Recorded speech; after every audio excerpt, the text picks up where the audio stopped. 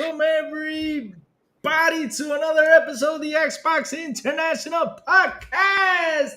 Oh my God, what a crazy news week it's been, guys. I mean, dear Lord, breaking news: Jim Ryan is retiring. Is he really retiring, or? But anyways, we'll get into that later on. And man, oh man, wait a minute, Sarah, I don't see the guest on the list. Is he here? He's there. As he said, is there? Oh man, I don't see him though. I see. Can you just go, man? Okay, I'll go. Anyways, all right. We have today a famous guitar player, better than Santana and Jimi Hendrix. He loves fighting games, and how do I know? Because hey, go to his channel and watch him use Hoang and kick everybody's butt over there with Tekken. Yeah, he's the Tekken man. Mr. Obi-Wan Kenobi, welcome to Xbox International Podcast, brother, and thank you for hanging out with us. How are you doing, sir? And thank you for having me. Definitely appreciate it. Oh man, they put me on the big screen. Oh, yeah. I'm loving it. I'm hanging out, having a blast. Man, I didn't know I was getting a close-up. Like, I'm getting my 15 minutes of fame right now. Oh, man. What's going on? But yeah, no, I'm glad to be here. Better than Carlos Santana, though, crazy? Heck yeah. I had to add that, man. Of course. Oh, that's awesome, man. I can dig it. Thank you for having me.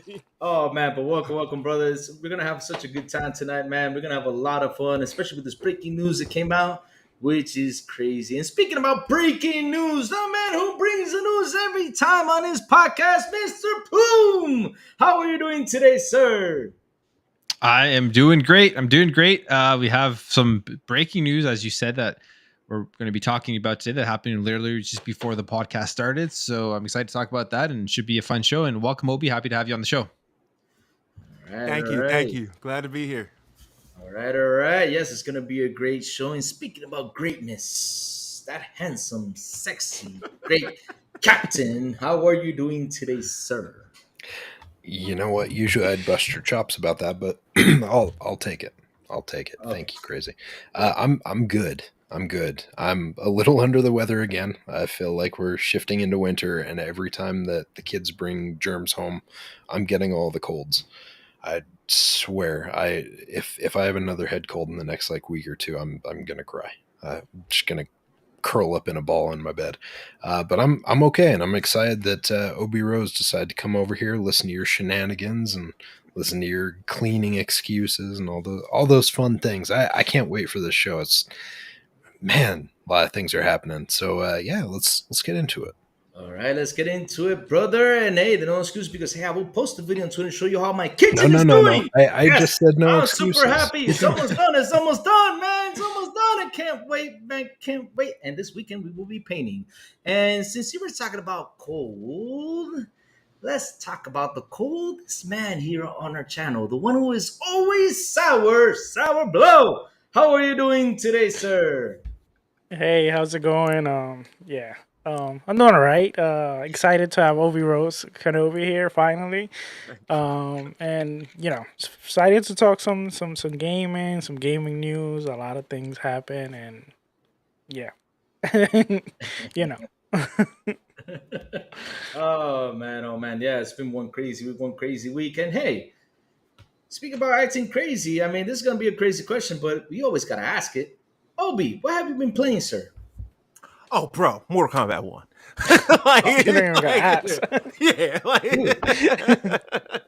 No, you know what's really cool though? Armor Core finally came in. So I went through the training stage about 5 times, no lie. That's my fault because I probably should have saved it, never did, and I just restart every time because I'm like, let me just play Armor Core, and then I'm right back to Mortal Kombat 1. So yeah, Mortal Kombat 1. All right. Awesome. Man, I can't wait to hop on the Mortal Kombat 1 of these days, man. I'm just gonna wait. Wait, you don't have this game yet? No, man, I've been busy playing Starfield and what's it called? Liza P. Yeah, that's what I'm playing. Oh, Liza P. Liza P. Fellow Souls brother. Hey, stop being mad at me. You know, I've been busy, guys. I've been busy. But anyways, let's keep continuing. How about you, Captain? Since you said I make excuses, what have you been playing, sir?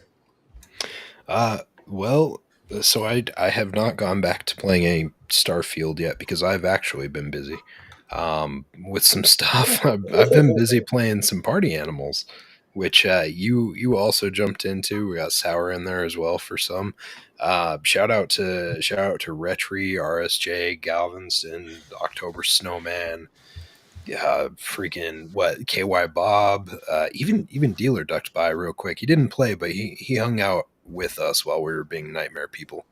Yeah, it was, dude. It was a good weekend when it came to Party Animals. We were having a lot of fun with that. I know originally the idea was that we were going to play some Payday.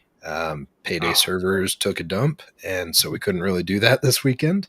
Hopefully, it sounds like things are starting to get better. So hopefully we can get some of that coming here pretty soon. But dude, yeah, I've been playing a bunch of Party Animals, and I did play a little bit of Liza P on Sunday, and got to the big guy shortly in.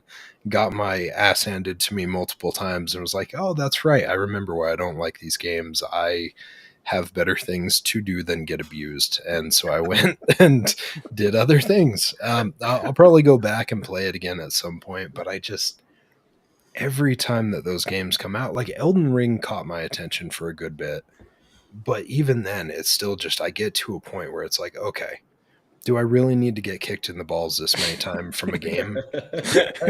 or could I go play something else and have a more enriching experience? Silent, we actually made a mistake, and this is true on this side of things. But when you play these type of games, every time you die, you got to do 10 push-ups. Ooh. Yep. I did that. I Si- did that. That's why my arms are so jacked. Okay. If, Good, if, good. if, I forgot to do if that. I may, Go ahead. can I ask a question, please? Oh, yeah. When did you quit on Elden Ring? When were you like, enough is enough? What was the one that had you say, you know what, I can't do this? God, I would have to look back and look, because I got a little ways in. Okay. I put quite a few hours in. I felt like I grinded out those first few sections quite a bit for a while. I think I got in past the woods, like the forest and stuff that you go a little ways down into. I got a ways after that. I went to like the castle and some of that stuff. Oh, Ray Lakari Academy. Okay. I forget who it was. I think I beat the guy that was on that bridge in the castle, but I think shortly after that, I just kept getting it punched in every 2 seconds, and I was like, "Yeah, we're good. Cut this now." Like I had a fun time. I enjoyed what I played, and I was like, "We're just gonna leave it there. It's fine. It's Understandable. All right. And Mr. Joanna Dark with a $5 super chat, which is a 4.99 cent, but either way, we call it $5. But anyways, he says Louis does not play games. That's true. Louis, how was Crime Boss? Oh Lord, here we go. He only plays what his boss tells him he can. What his boss tells him he can. That's What? also true. Cleaning how's it- simulator is what Yeah. Louis plays. Where is Crime Boss, Louis? Also, IGN must be mourning right now. Yep, IGN Did must you be. did you get that first super chat? Yeah, he did. yeah? Didn't get the Okay, first good. one. Good. Oh, that was the first one. Oh my God! Wait, let me get it. Oh, so Yeah. Adidas $5 super chat. Did not see that because I hopped in late. Jim loses job after failing to block ABK merger. Oh, Oh, man! Oh boy, that was one sassy $5 super chat. Oh man! Yep. Yeah, he's coming in here with the hard hitting facts right off the bat, man. Like as soon as I saw that, I was like, "Oh, this sets the tone for the rest of the evening." Clearly, Yes, he did. Oh my God, that was one hot, spicy super chat. And speaking about hot and spicy, Mr. Plume, what have you been playing lately, sir? So I've been on the rotation of Starfield, Mortal Kombat 1, and still playing Halo Infinite on a consistent basis. That's been my 3 games I've been jumping back into, and I'm like, Louis, I don't have an excuse for not playing Mortal Kombat. It is actually incredible. It's so good, man. It's everything about graphically, the story mode's good, the invasion mode's good. I'm even having fun getting my ass kicked online all the time. So that's a sign for me I have a good fighting game when you're losing and you're still enjoying the game. So yeah, those are the games I've been jumping into. I got a cool question about Mortal Kombat 1. Is it as quick as Mortal Kombat X, or we still got the Mortal Kombat 11 slow mo stuff because basically I wasn't a big fan of the Mortal Kombat 11 fighting style. I was more like into Mortal Kombat X. So is it like Mortal Kombat X or not? It's if I mean Obi and Plume, I'm sure can probably talk on it more, but I feel like my time with it feels like the moves and the attacks and stuff are a little more methodical than maybe some of the games like where it's just like really quick twitch punches and kicks and stuff. It feels like everything has more weight to it, more gravity to, like, if you throw a punch or an uppercut, it's not like you're immediately spamming that thing right off the bat and going right back into another one. Like, your character moves a little more realistic, if I guess I could say that on a video game, but it feels like it's a little more balanced for me. But what do you guys think? I feel like Mortal Kombat 1. So I played Mortal Kombat 11, and I feel like Mortal Kombat 1 honestly does move a lot more fluidly. I can't tell you that I got the most time in with Mortal Kombat 11, but I will tell you this: the combo system is really, really cool. So it's like very fluid to get into a combo, opposed to, oh, okay, I got to do this, and maybe, oh wait, what variation am I in? Oh, okay. Now I got to remember what variation I'm in. Okay, so it's a little bit like that for me at least. Yeah, I'm kind of on the same. I think it's slightly faster than 11, I want to say, but it is still kind of like more methodical and stuff. And the combos are great because you have the cameos, which allows you to kind of like come up with these even bigger combos than you could previously. So that it's awesome. You'd like it for sure. All right, thank you, man. Thank you. Because basically, I've been asking the guys, and they've been like giving me like a mixed thing. A lot of them say it's kind of it's more like 11, and basically, when I heard it was like more like 11, I was like, I'm gonna wait. But you guys telling me that's a lot more fluent, a lot more faster. That makes me happy because I love X. X for me was amazing. Like even though you're trying to defend yourself, but all of a sudden you had the guy right on top of you beating the heck out of you. So it was crazy. I loved X for that. It was. I mean, it's not without its problems. Like, I don't want to sit here and tell you that the game is. Trust me, it's got some notable issues. Like, somebody in Q&A should be fired. Okay, like for real. But it's got its issues. But it's still like, even like, as Big Plume said, which I thought was really cool. He's playing online and he's getting beat up and he's having fun. Even with the issues, it's kind of like, okay, I guess I can enjoy this broke game. So it's really cool. All right. Speaking about cool, the coolest man out there because he's always so sour. Sourblow. What have you been playing, sir? All right. Well, before I address what I've been playing, What's up? I gotta say something real quick. So, I understand 1 week, 2 week, maybe 3. But I think it's been 4 weeks, and I've been addressing it here in the chat. So, how come I still haven't gotten my Halo Infinite invite? Huh, Plume? Oh man. Honestly, where is it? You know what? I don't have an answer for it. You caught me. You got I jail got nothing. time. I got nothing for time. you. I got nothing. Plume's literally like, it's just I'm really busy, but you're great. It's just I'm really busy right now. So. Yes. I feel like you guys played Halo this past week for a bit, and it was that one night where I wasn't able to jump on too. So scheduling conflict. We'll go with that.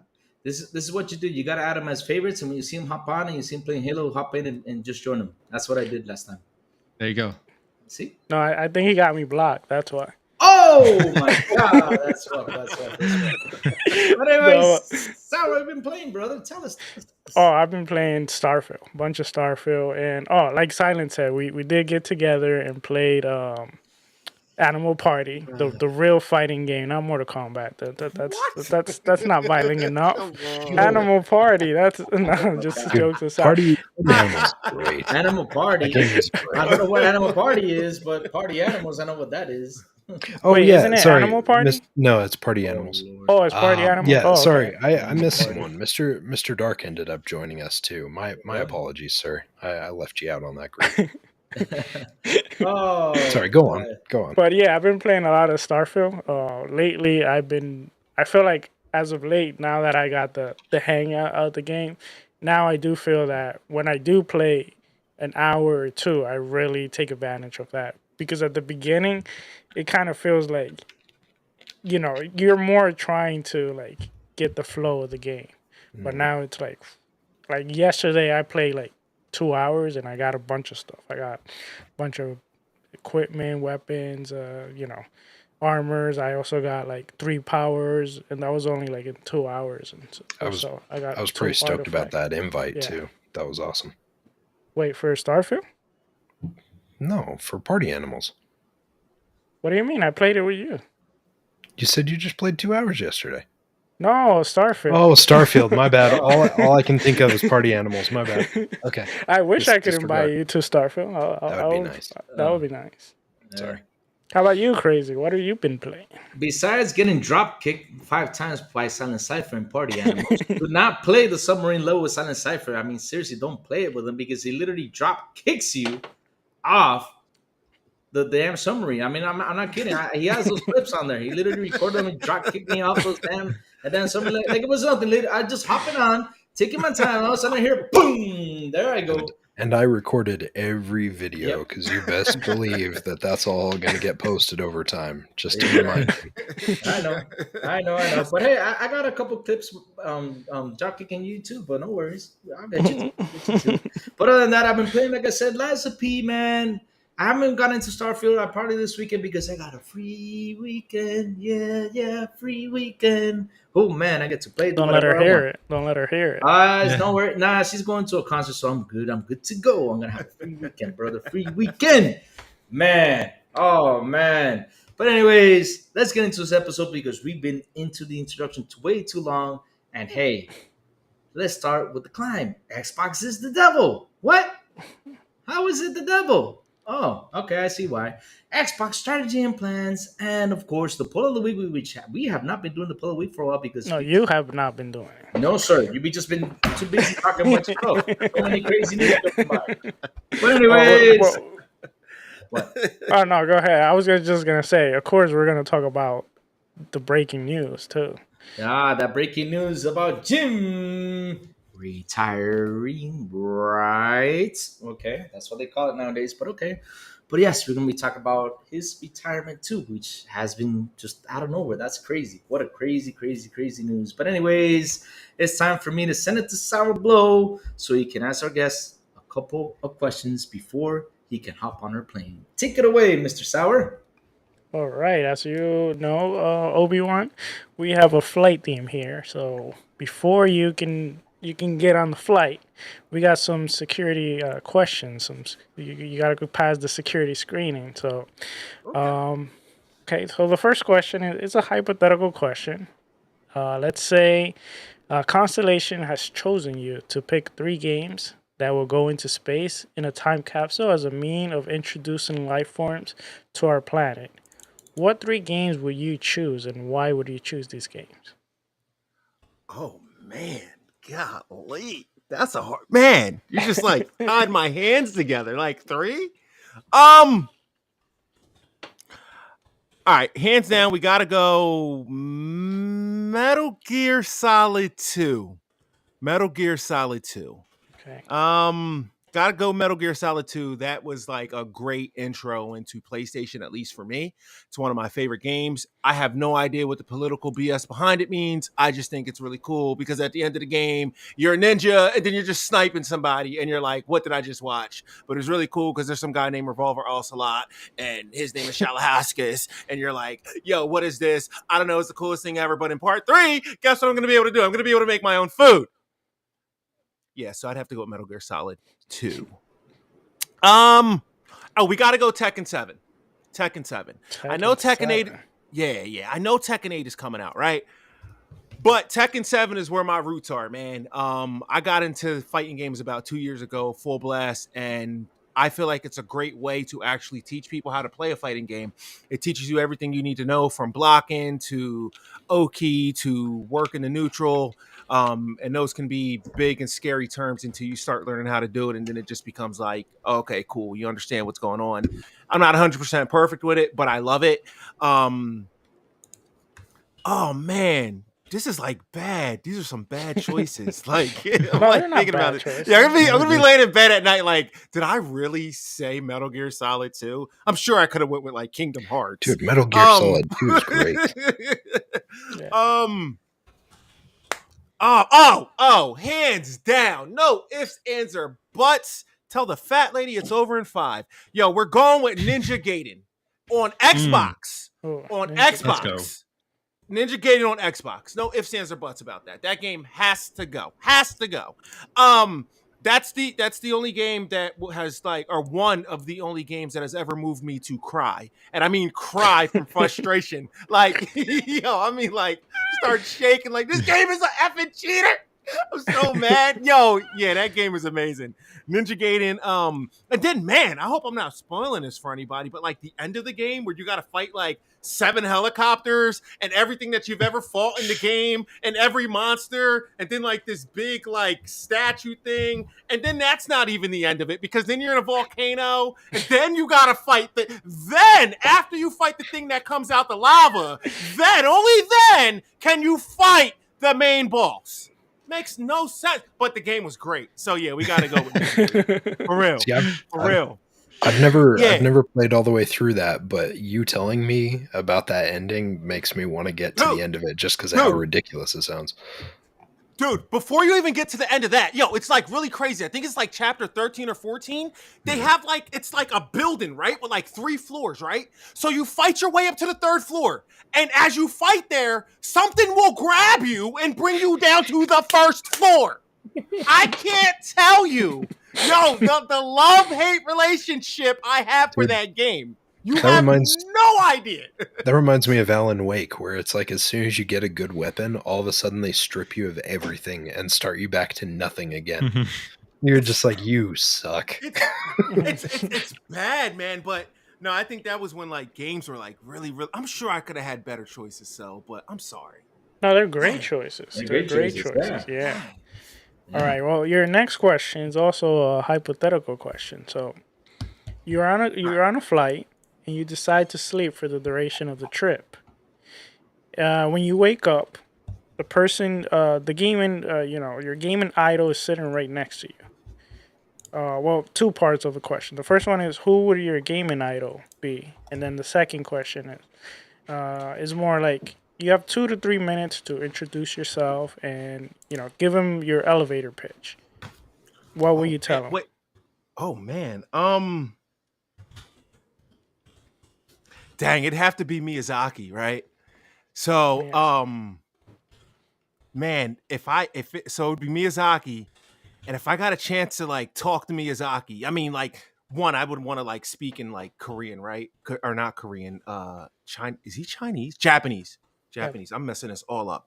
Forgive me. Right? He's like, yo, I don't want to talk to this dude. He can't even speak my language right. Like, get him off the plane. Right? You're good. That was all in your thoughts. Man, right? like, Your thought. Yeah, right? We haven't talked yet. So, I don't know, man. I would just be like, yo, dude, like, how's life, I guess? Like, because I don't know. I don't really get like starstruck, because at the end of the day, I kind of look at people the same. Like, yo, you go in the bathroom and make it smell just as bad as me. So like, I don't care how much money you make, right? Like, I don't care about your star status. That's just the way I look at people. But I don't know, man. I guess I would just kind of like, I wouldn't pester him about video games. Honestly, I probably would leave him alone. Actually, truthfully, I wouldn't even be on the plane because I don't fly. But because this is hypothetical, yeah, I don't know what I would say to him, because I guess I would just try to like talk to him about life or something. Like, yo, dude, how's it going? How you been? Like, what are you working on? Oh, you can't tell me. I get it. It's 2023, right? We don't want this on Twitter. So, but I don't know, man. I don't know. I'm sorry. I don't know, man. Man. Yo, you know what?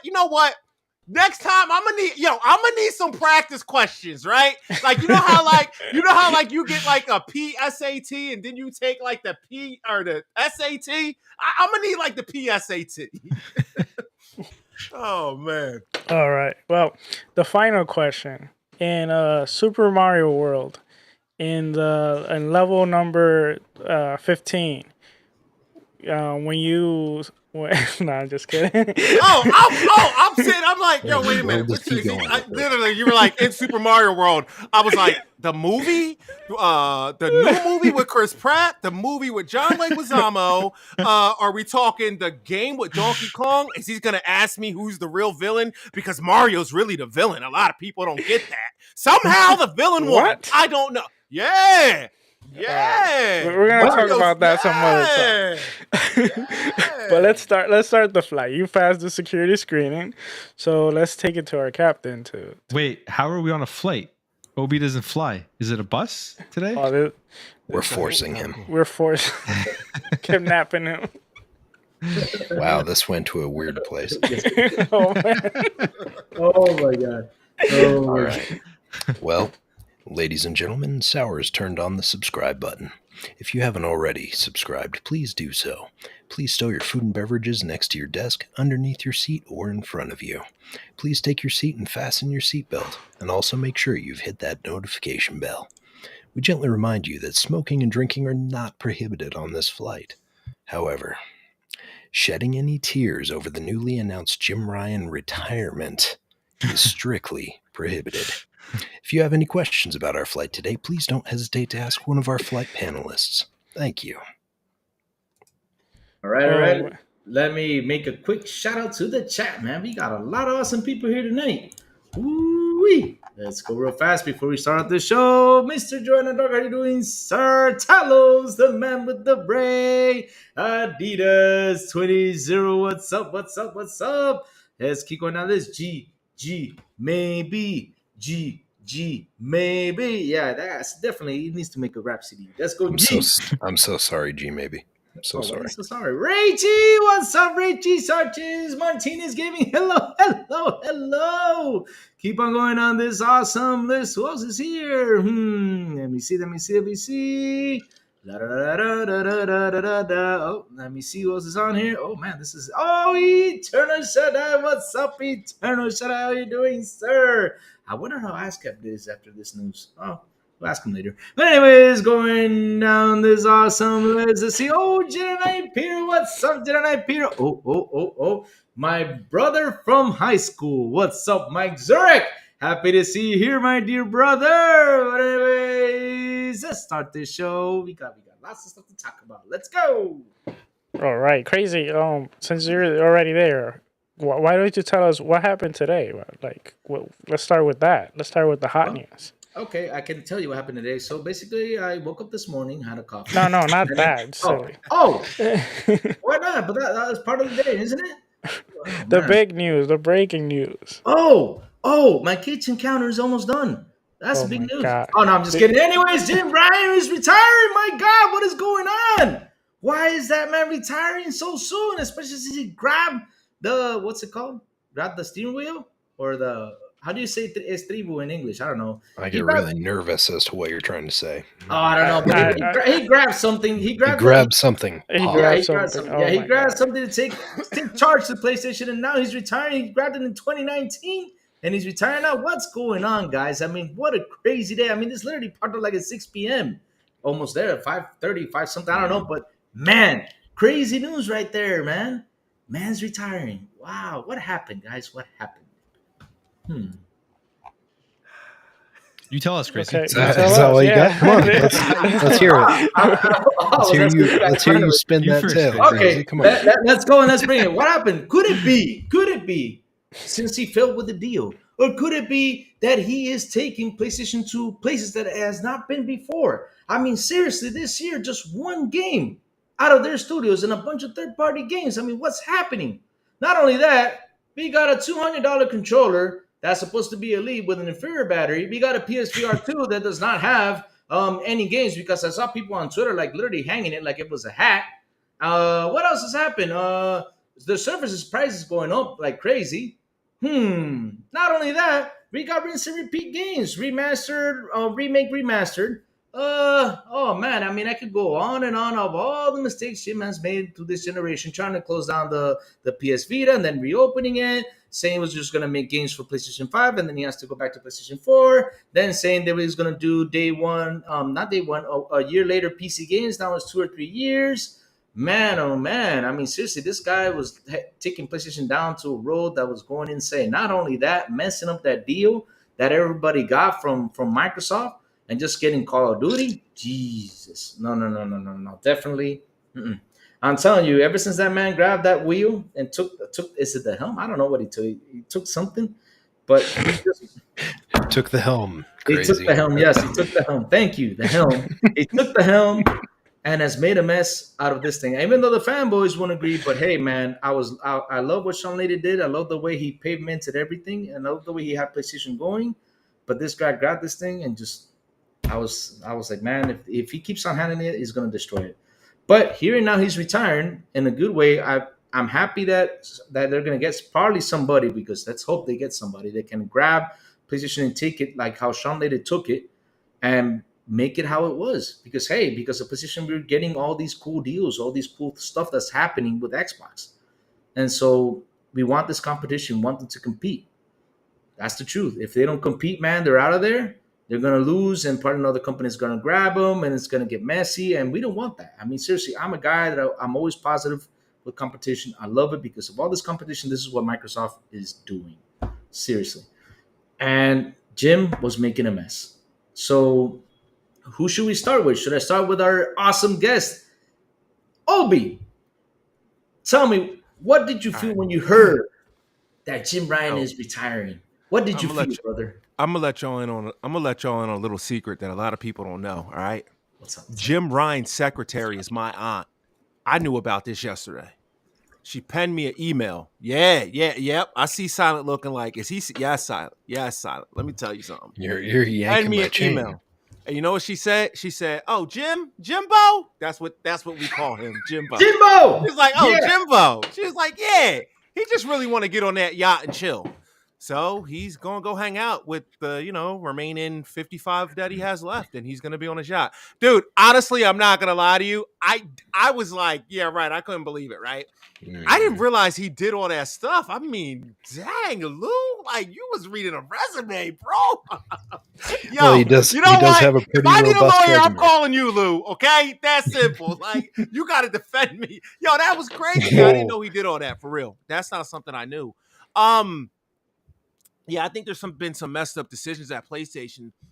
Honestly, it seems like he's trying to get out of there before he gets blamed for half the stuff that's happening. Like, he doesn't want to be known as the face of the guy who took the PlayStation subscription $188 more than what it really was, and then sell to everybody something that they already have in their pocket with the controller, right? And then just recycled the same game over and over and over and over, right? You know what I mean? I don't think that Call of Duty I don't think that deal has anything to do with it. I just think he's like, yo, I'm out of here before they can even put my name on anything. I think he's trying to bounce. I couldn't agree with you more, man. And not only that, I forgot to mention he closed down studios too. He closed down Pretty Amazing Studios. I mean, he took down what was That's it? crazy. PlayStation Japan Studios. I think it Japan was. studio. Fan Yeah, he Studios, yeah. closed down That's Japan crazy. Studios, especially because then this is something that I was like, does this guy not have vision? I mean, you got Square that literally grabbed the game from PlayStation 1, which is Final Fantasy VII. They made an awesome remake. Look how much it sold. I mean, Final Fantasy VII is probably one of the greatest remakes that have been made. I mean, look how much it sold. And by closing PlayStation Studio, Japan Studios, I was like, man, he could have made an awesome Legend of Dragoon, and that could have been one of his greatest triumphs. I mean, I'm a person that love to play Legend of Dragoon, and when I heard that it closed on the studio, I was like, man, this could have been an opportunity for him to remake that game, to get all these people into this type of game, especially since Scalebound disappeared, which people want it back, which Sony doesn't want it back, Sourblow doesn't want it back. I don't want it back, but yeah, Scalebound disappeared. Actually, Scalebound, what I have said always is, it depends on how far away they were in development. If they were like super far ahead, I wouldn't mind them wasting a little bit more resource and just finish the game. Let's see what the game was about, because you never know. Yeah. But if the game was like halfway or less than halfway away, then no, don't spend more time on that. It's a waste of time. See, here's the thing though. Like the footage we saw of Scalebound, gave no impression that there was really much of any gameplay actually put together. And if there was, we were never seeing it because it was garbage or it was in a rough shape, right? Like all we ever saw was the cinematics and stuff like that. It looked slick. It looked slick by the cinematics. They had gameplay of Scalebound. They had there was a gameplay, and he was fighting a big dragon or something. I forget. Yeah, you can look it up. You gotta hang out with the insiders. Come on, man. Okay, well, in that case, I'm misinformed. Yeah, all I ever saw was I saw that one, and I figured it was a trailer. So if that's the case, then good on them. But I felt like it was a grift. From what we were seeing, it felt like it was a grift. It felt like a Star Citizen, but obviously not on a Star Citizen scale. Oh, come on. You're going to pull that on me? Yes, I am. I'm going to pull that on you. So, I mean, unless we're thinking about the same thing, but there was a 5-minute gameplay trailer where you saw like actual one where he was like skating all over him and he turned on his third-party knockoff Dre beats and was cruising around. Yeah. No, there's like actual. I'll send it. Okay, send it to me. Yeah, because I think the only thing I ever saw was the one where he was fighting the dragon, but it was like CG. Yeah, no, this one's gameplay. And when that gameplay trailer, they showed off at the Gamescom, and this is from Gamescom 2015. That's what got me excited for this game. And when they canceled it, I was like, okay, I'm all for them bringing this thing back, even with all of the drama that went on. Kamiya's just left Platinum too, right? So the chances are even lower. But in that case, I take it back a little bit because like that was what I remember of it, and I just remember thinking like, all right, well, this looks interesting as like a proof of concept. I don't think I ever actually saw the gameplay then, so I take that back. And we know that they can make a game, right? Like we've seen them do it with Bayonetta. So, it's not like it's out of their realm to do something like that. But it felt like all we ever heard about was them reaching for more money. Yep. And another thing that Jim did, because this is one of the things that really ticked me off. I mean, Days Gone, right? Days Gone, we know it got a bad review. Okay. I got a bad review because of the bugs, all right? But it wasn't. It was a good game. It was a decent. It was a decent. Doesn't it have like an 80? No, they gave it a 5. Some of them gave it a 5.0. A bunch of stuff. But the overall. The overall, I think it did not do as good, but we got to check it out. It's like the 7 range, I believe. Yeah, pretty much. Yeah, and basically, the developers wanted to make Days Gone 2, and they wanted to make it co-op, which is something that a lot of players have been asking for a cool co-op game over there on PlayStation because they've been making lots of single player. And he said nope.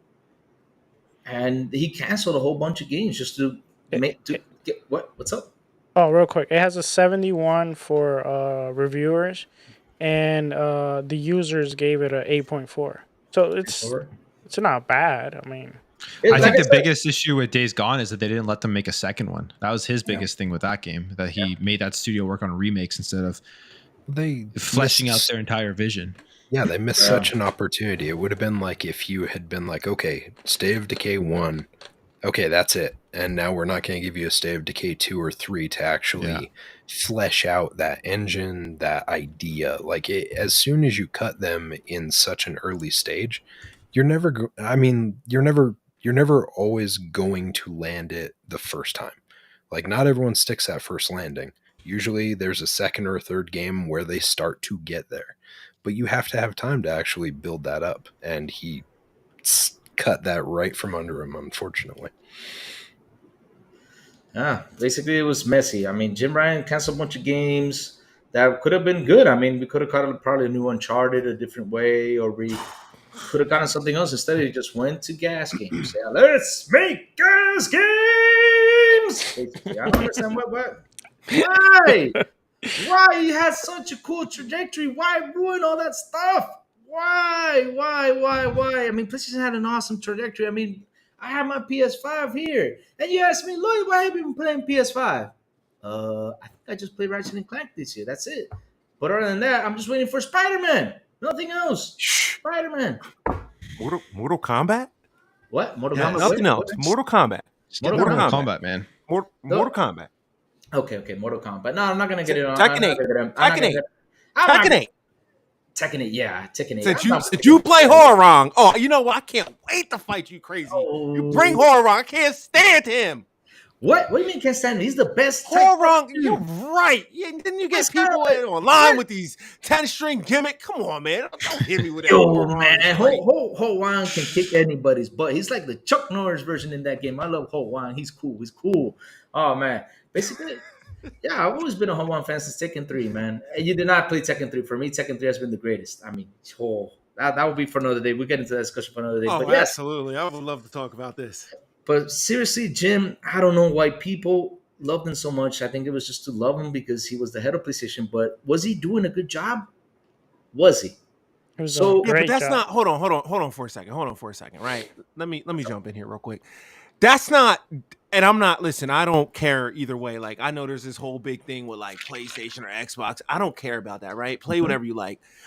But at the end of the day, Jim has to answer to a board. And the board at the end of the day kind of tells this man what to do.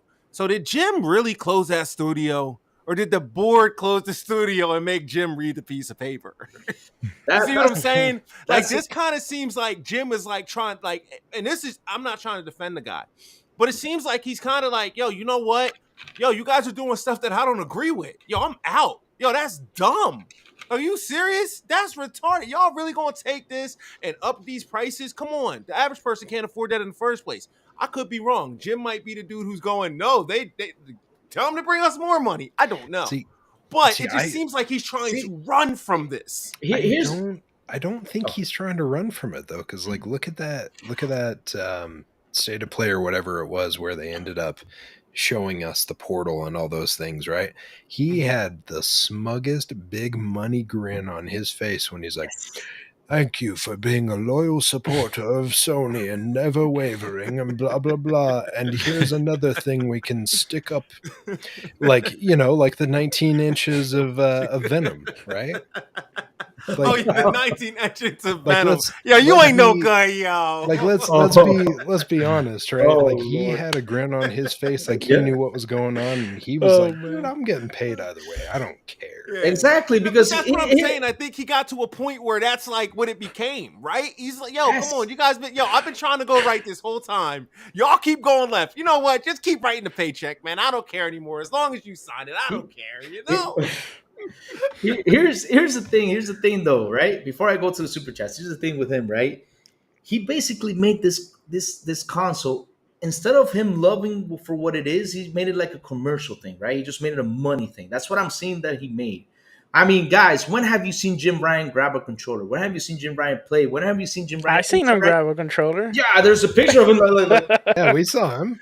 Hey, he uses the PlayStation headset whenever he's on his business calls. Hell yeah, dude. He was basically like doing this on the controller. Like, okay, that's what he was doing. That's all. That's what Jim was doing with the controller. But was he playing? Yeah. Does he talk? Yeah, right. He Absolutely. had the console. He was a dedicated businessman. Yes, he was playing menus. That's what he was doing on the console. He wasn't playing the game, man. We never see Jim Ryan play a game. We don't see Jim Ryan even interact with the fans. We don't see him do that. He was playing STARFIELD, actually. Oh yeah, he was. Yeah, that's what crazy. I'm gonna need you to take that shirt. I'm gonna need you to take that shirt you're wearing, put a circle on the back of it with a line through it, and put Jim Ryan's name on it. Okay. Yeah. Okay. That's all I need you to do. But hey, guys, here's the thing, though. Here's the thing. I'm not trying to hate PlayStation, guys. I mean, I love PlayStation. I love what they were doing because like I said, competition brings everything, and they were doing such an awesome job. What I did not like about PlayStation was having this guy head of this console and was not doing such a good job. I'm sorry, even though you say, oh, the board members probably said this, but I'm gonna tell you something. If he would have loved the console for what it is instead of just looking as a cash and money and let's go bye screw everybody else, because that's how I see him. That's all he cared about. I mean, look what he did with the deal. Guys, you all saw the GeForce Now deals. You all saw what Microsoft painted with all these other deals with Nintendo and all that stuff and say, hey, we're going to bring you all the great stuff like it was nothing. What did he get? He just got Call of Duty. Why? Because it was just being greedy. He wanted to stop that. Instead of sitting down, trying to make a good negotiation. Of course, I understand. Like I said, as he was head of PlayStation, I understand his point, and I defend what he was doing because, hey, I would have done the same thing if I was head of another video game company. I would try to find a way to stop the deal, but not push it as far as he did, because he pushed it way too far. And this is what happened. All they got was Call of Duty, which is shameful. Shameful on their side. I mean, they literally skipped out on such good games they could have Xbox could have put on there and just got Call of Duty. I mean, as a fan of the console, I would have been mad. If that was like my only console that I have, I would have been mad. I would have been pissed. Seriously. But Jim, really, after reading this, I was like, oh my God, that's a breather, because now they got to find somebody who can sit down, and take PlayStation to where it was and make it better, have a vision with this console. Let me go real quick with these super chats, and then I'm going to ask Mr. Plume on what he felt with his retirement. Let's read this real quick. Joe Danny Quesada, welcome to Economy Class. What's up, Joe Danny? Thank you, brother, for joining our membership. Really appreciate it, brother. Mr. Joanna Dark with a $2 super chat, which is $1.99 super chat. Louis Chuck Norris sucks. Crime boss. No, he does not suck. Chuck Norris is the best guy in the world. And anybody who disagrees with me is bad, because hey man, Chuck Norris, you can't kill him. He kills cobras. I mean, all he has to do is look at you funny and you blow up. That's Chuck Norris's power. I mean, seriously, Chuck Norris is the man. Who else gets cool jokes like Chuck Norris? Nobody. I don't hear Arnold Schwarzenegger jokes like that. No, I just hear Chuck Norris. Yeah, you got to experience a whole bunch of video game Chuck Norris when you played Crime Boss.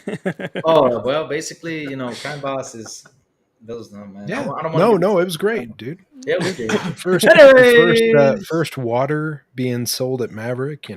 Chuck was hawking his water at Maverick gas stations, and now he's in a sub-tier video game. Oh man! Props to Chuck in his 11-year-old age. Well, at least it was in Expendables though, which I give him mad props on that. He was in Expendables. The Expendables? Yeah. Is that like the porn version of the Expendables? No, the Expendables. That's horrible. Did I not say the Expendables? You got to admit though, Chuck Norris in The Expendables. Yeah. Blue Chew supports this message. Did I say it wrong? Is it what was it? Is the Expendables, or did I say it wrong? Expendables. Expendables is something else crazy. Oh crap. But anyway, Richie with a $2. What is it? CA? Is that Canadian dollar super chat? Is it CA? I don't know. Yes, Canadian. You always ask the same question every time. Sorry about that. Sorry, guys. But Richie says Jin didn't games Japanese devs were free exclusive. Time out for Crazy Louie. Japanese dev for free exclusives. Oh man. Man, what are we gonna do about Jimbo, man? Jimbo, big mess. Sorry. But anyways, let's go to Plume, and thank you all for those awesome super chats. Plume, tell me, how did you feel when you read this news today? Express yourself, brother. Say it with meaning. How did you feel after you heard that Jim Ryan is retiring? Well, first of all, it was a huge shock. I did not expect it to be happening at 6 p.m. randomly on a Wednesday night, just out of nowhere. But you kind of think about all the things that have been occurring recently with PlayStation.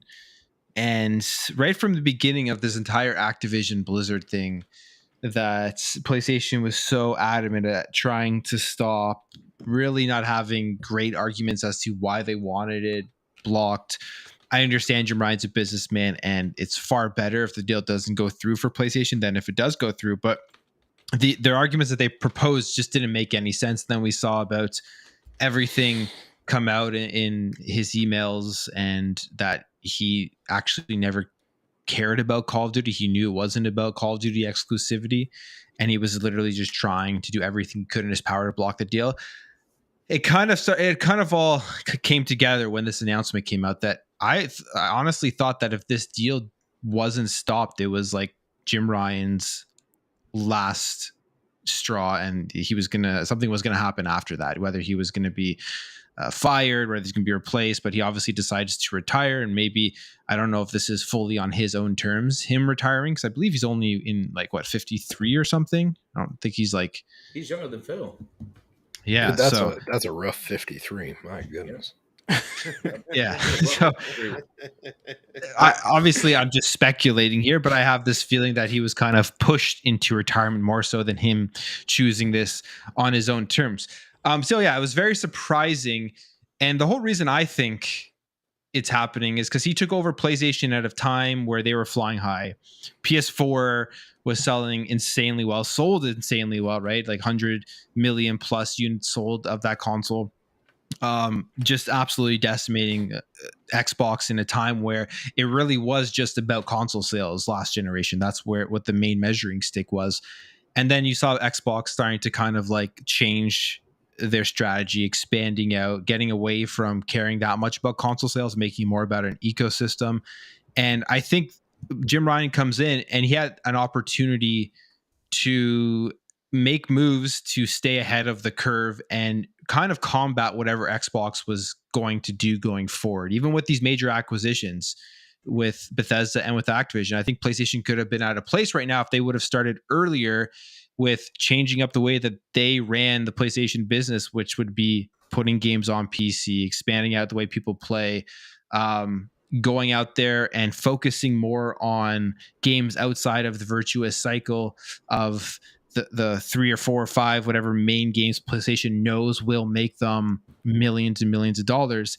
I think if they would have started that earlier, that he would probably still be right now at the head of PlayStation. So I feel like this is just the consequences of, just as we kind of see almost every generation, the leading platform just resting on their laurels, not making too many changes, and then the competition coming in and having to push them to advance. So I think this is kind of what we're seeing here. But yeah, very surprising overall. And I think we like PlayStation fans, I don't know how many of them actually truly like that much of what Jim Ryan was doing, besides like the crazy fanboys, right? I mean, he shut down studios, like you said, with some beloved franchises in those studios, especially from Japan studios. I don't think that many people were too excited about that. I also think the other big thing here that factors him into Jim Ryan leaving is one of the emails that came out of the Xbox hack that was the most telling was Phil Spencer's explanation as to how hard it is right now for AAA publishers because of how much it costs to make games, like $200 million plus. And the only way you can sustain that is to broaden the user base of your products. And PlayStation just took too long to make those moves. I think the writing's on the wall now at Sony that Xbox, especially after the Activision Blizzard acquisition, is going to expand rapidly in the direction that the industry is going, where PlayStation is going to be behind. And I feel like that all plays into what's happening today. But I mean, obviously it's all just speculation. That's just my thoughts on it. Here's another thing though, Mr. Blue. I mean, the last 2 showcases they made, I mean, what happened? What happened? I mean, with the last showcase, we had baby steps. I say, what the, like, what the hell is this? I'm sorry, I just had to express myself there. I was like, what is this? What is that? Why am I in jail? Well, like, I agree with you, but we have to also remember in 2022, Xbox had exactly the same type of year.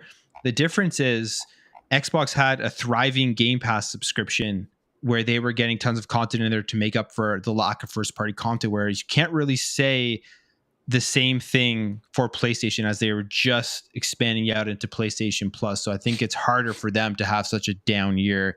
And with, I mean, their bread and butter, which is their first-party games that make all their money, not being there. You know what I found real funny, like for example, this is something I saw and I was like, oh man, this guy, I don't know what's he looking at, or is he lost, or I don't know. Was it last week he sat down? Yeah, it was last week he sat down and was talking about Bungie, about how Bungie was a better purchase, right? Mm-hmm. And for like a whole month, I have 2 friends that basically all they do is play Destiny. They're big fan. I mean, I'm telling you, you sit down, you look at their console, they probably have like 4 or 5 years into Destiny. I'm not joking you. Those guys play Destiny like crazy. And those 2 guys were complaining about how Destiny's been a mess, how the replay value has been messy, and they had problems with servers and all this stuff. And all of a sudden you see this interview, Jim Ryan say, oh, hey, Bungie, it was a good buy. But dude, I mean, people are pissed about how Destiny has been performing lately. How can you say it was a good buy and it's a perfect buy, better than Activision Blizz, when basically that company is not doing a very good job with Destiny? You got to smash it. You got to be on top of them so they can make the game way better. Even Destin, shout out to Destin, put out a video talking about Destiny. Why does he not talk anymore about Destiny?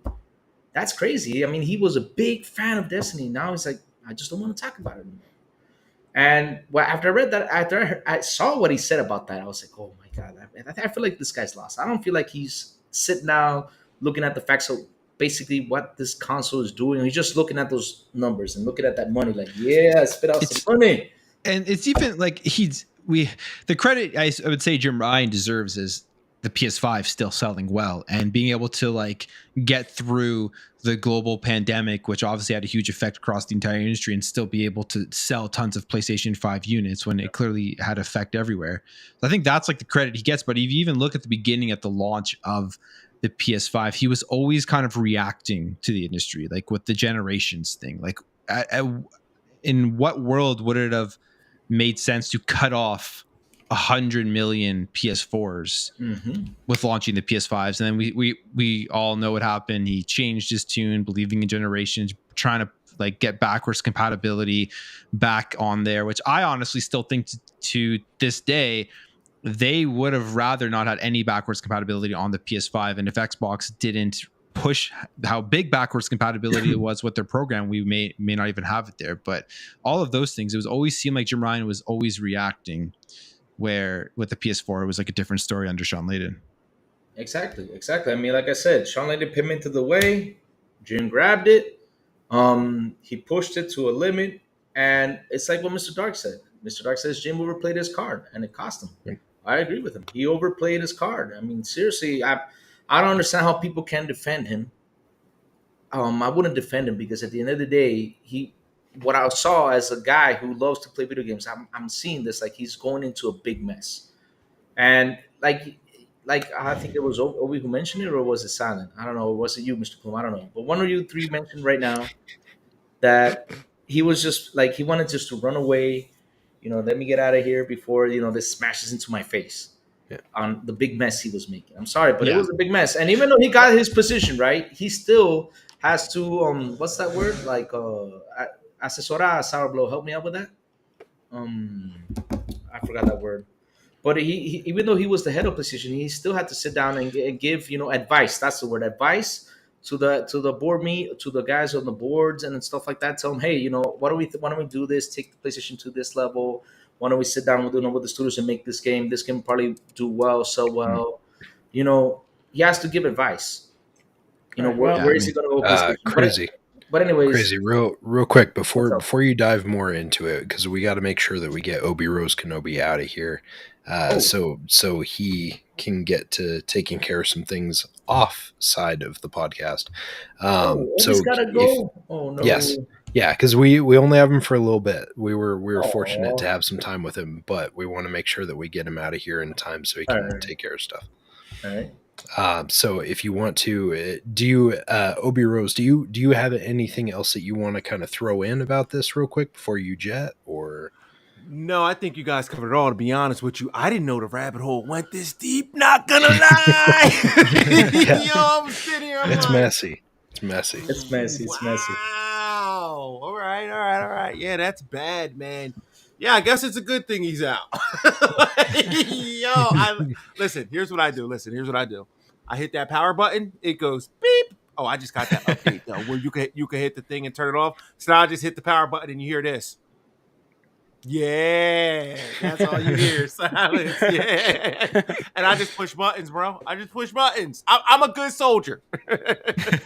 I'm a good soldier, consumer and soldier. I don't know. Consumer. Listen, hey, thank y'all for having me. I really appreciate it. I would love to come back. I'm sorry that my time is limited. I'm really trying to win that shirt, man. I'm going to get that shirt, man. I'm serious. So once I get that shirt, then I'll be happy and good to go. And we'll go from there. But yeah, fair. I got to go help. I got to go do the dad thing. You know how it goes. No, for sure. Tell everyone on here where they can find you, just so that way we can make sure that everyone's getting to you. I do have a channel. You can find me, Obi Rose Kenobi, but I don't really want to share it only because I've been so up and down, wishy-washy right now. It's only listen, man, guys, real quick. I know I gotta leave, but this being a dad thing is real, yo. Now I got it, listen, I gotta deal with swimming. I gotta deal with baseball. He crying right now. Like I can hear it. Like I gotta deal with this. At parent teacher conferences. And I'm like, wait a minute, what? Like I never do this. No, but they don't tell you about this when they're like, oh, everybody having. Nope. They don't tell you about this. Nope. So it's like kind of hard to like manage it. But I say all that to say, like, I will be back. I am gonna do something where, like, I think where I'm gonna probably do is just stream like fall, winter, and spring, and then be gone for the summer. And because that seems like, or like fall and winter and be out for like spring, summer, because this is just, oh my God. And then we had another one. Like, let's do it all again, right? Like, hello. I don't know. But hey, thanks for yeah, man, thanks for having me. I really appreciate it. I'd love to come back. And hey, crazy. Make sure you get MK1. I will, buddy. I will. Thank y'all for having me. I appreciate it. Yeah, thank you for joining us, man. Like I said, Plume and I have it. So if you want to play some, we're more than welcome, I'm sure, to jump in and play some matches. Are you on PS5? No, but isn't there cross? Oh, there's not crossplay yet, is there? Not yet. And on top of that, listen, man, that online is broken. That online is like just broken. Oh, so is it? It's a mess. Yeah, it's a mess. Everybody's yelling about it, but that's for a whole nother. Yeah, okay. Trust me, it's not great. So we'll talk on the outside about it, but we'll figure something out for sure. Yep. Thank you so much for hanging out. Take care. Thank y'all. Yep. Oh, I got to get my parachute and jump off. Oh yeah. Oh yeah. Don't take crazy. Yeah. All right, I'm gonna catch y'all. All right, thank you, brother. Thank you for joining us, man. Nice seeing you. Yep. Bye. All right, let's crazy. Do you want to hit that super chat? I was going to it right now. I was gonna say Adidas 20 with a $5 super chat says Phil. Turn Xbox around. Sony makes movies, then port them to PlayStation after every 10 minutes. Hit square or triangle. Whoa. You forgot the X, though, for Final Fantasy. But either way, though, that was one harsh hit. But yes, I agree with you. Phil has turned Xbox and he's done an amazing job. Of course, we had our ups and downs. We had ups and downs with Xbox. All of us have. With Redfall, let's not go there. But yeah. What's a Redfall? I don't know. It's red and the Hey, that's all I completed Redfall, okay? Oh, I know. Did you? Yeah. All right. Well played. I'll take it.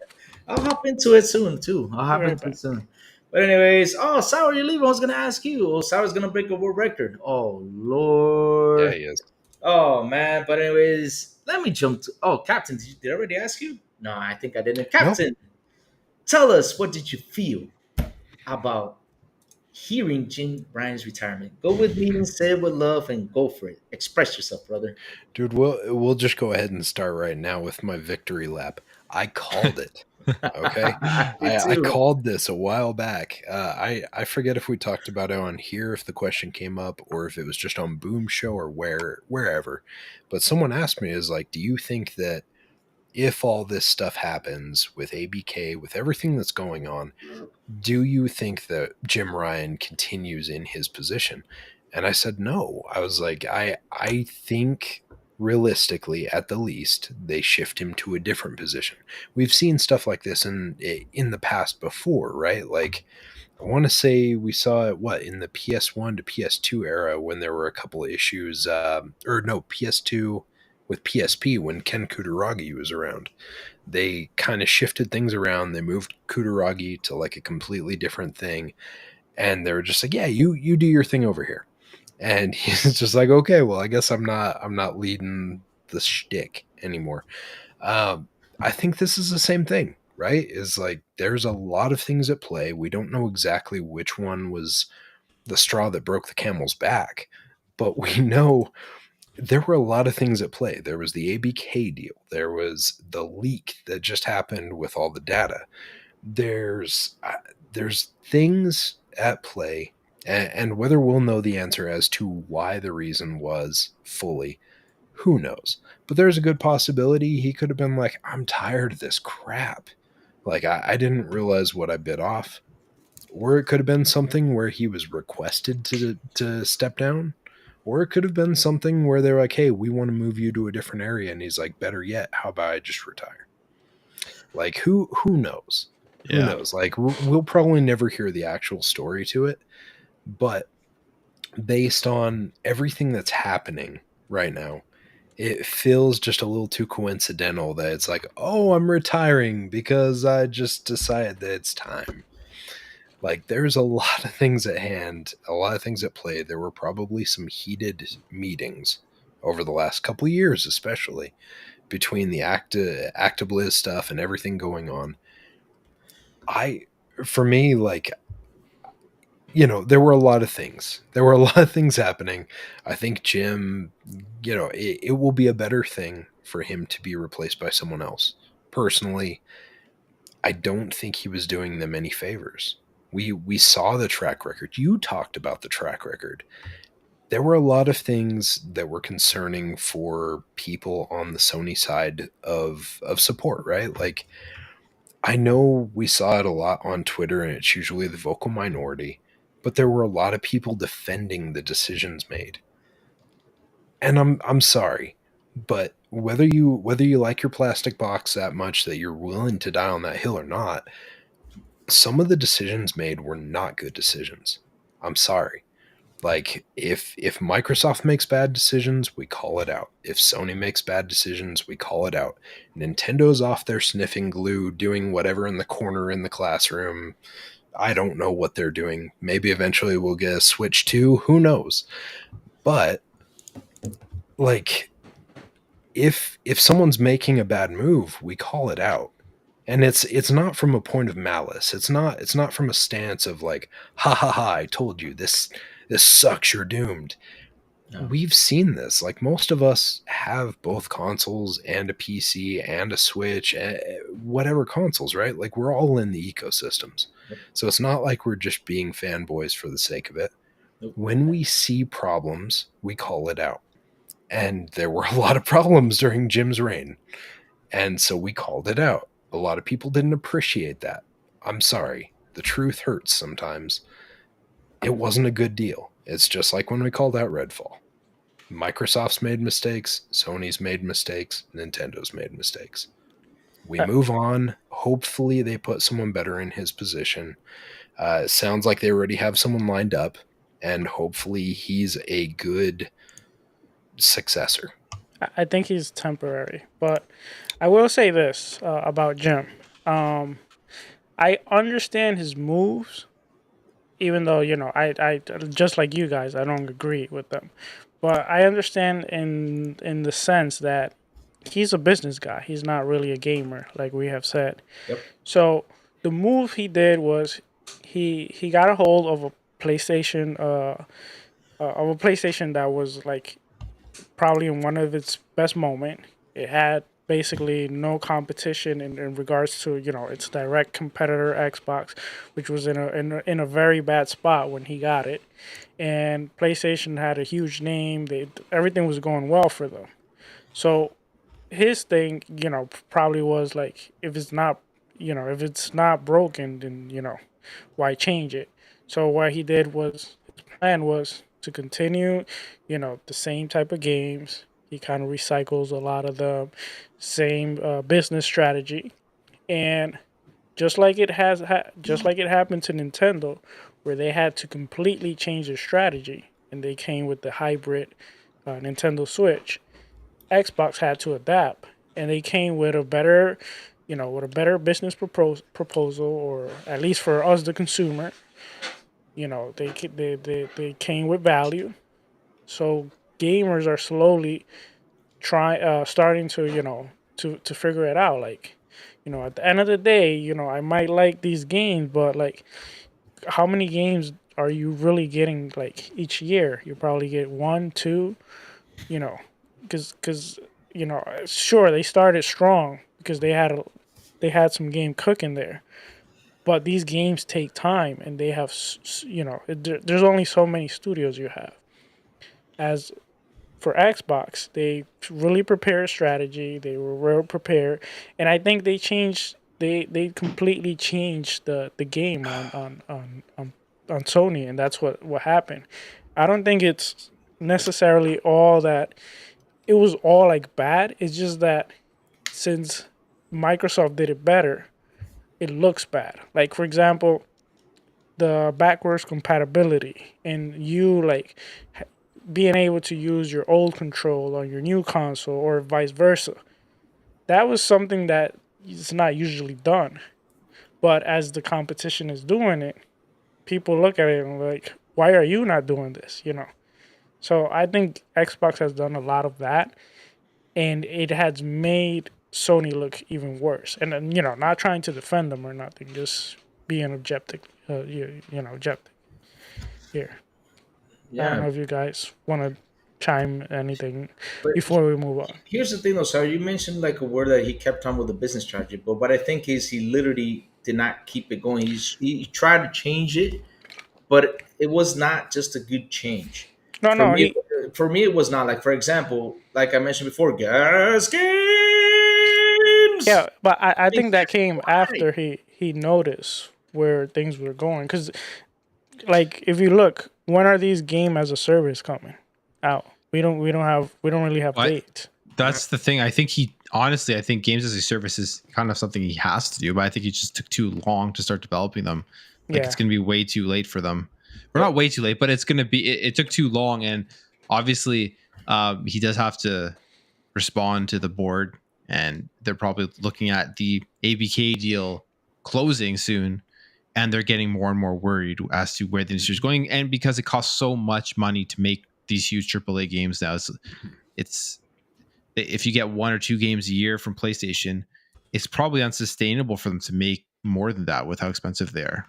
yeah. The other thing too is like you're putting a bunch of studios that have no experience in creating game as a service, and you're now pushing them to make these games.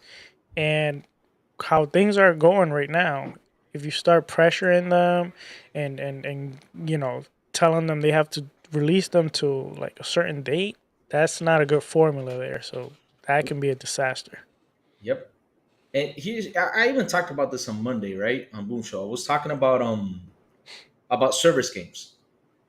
I gave an example. Let's talk PUBG real quick, and let's talk about what's it called? Oh my god, Fortnite.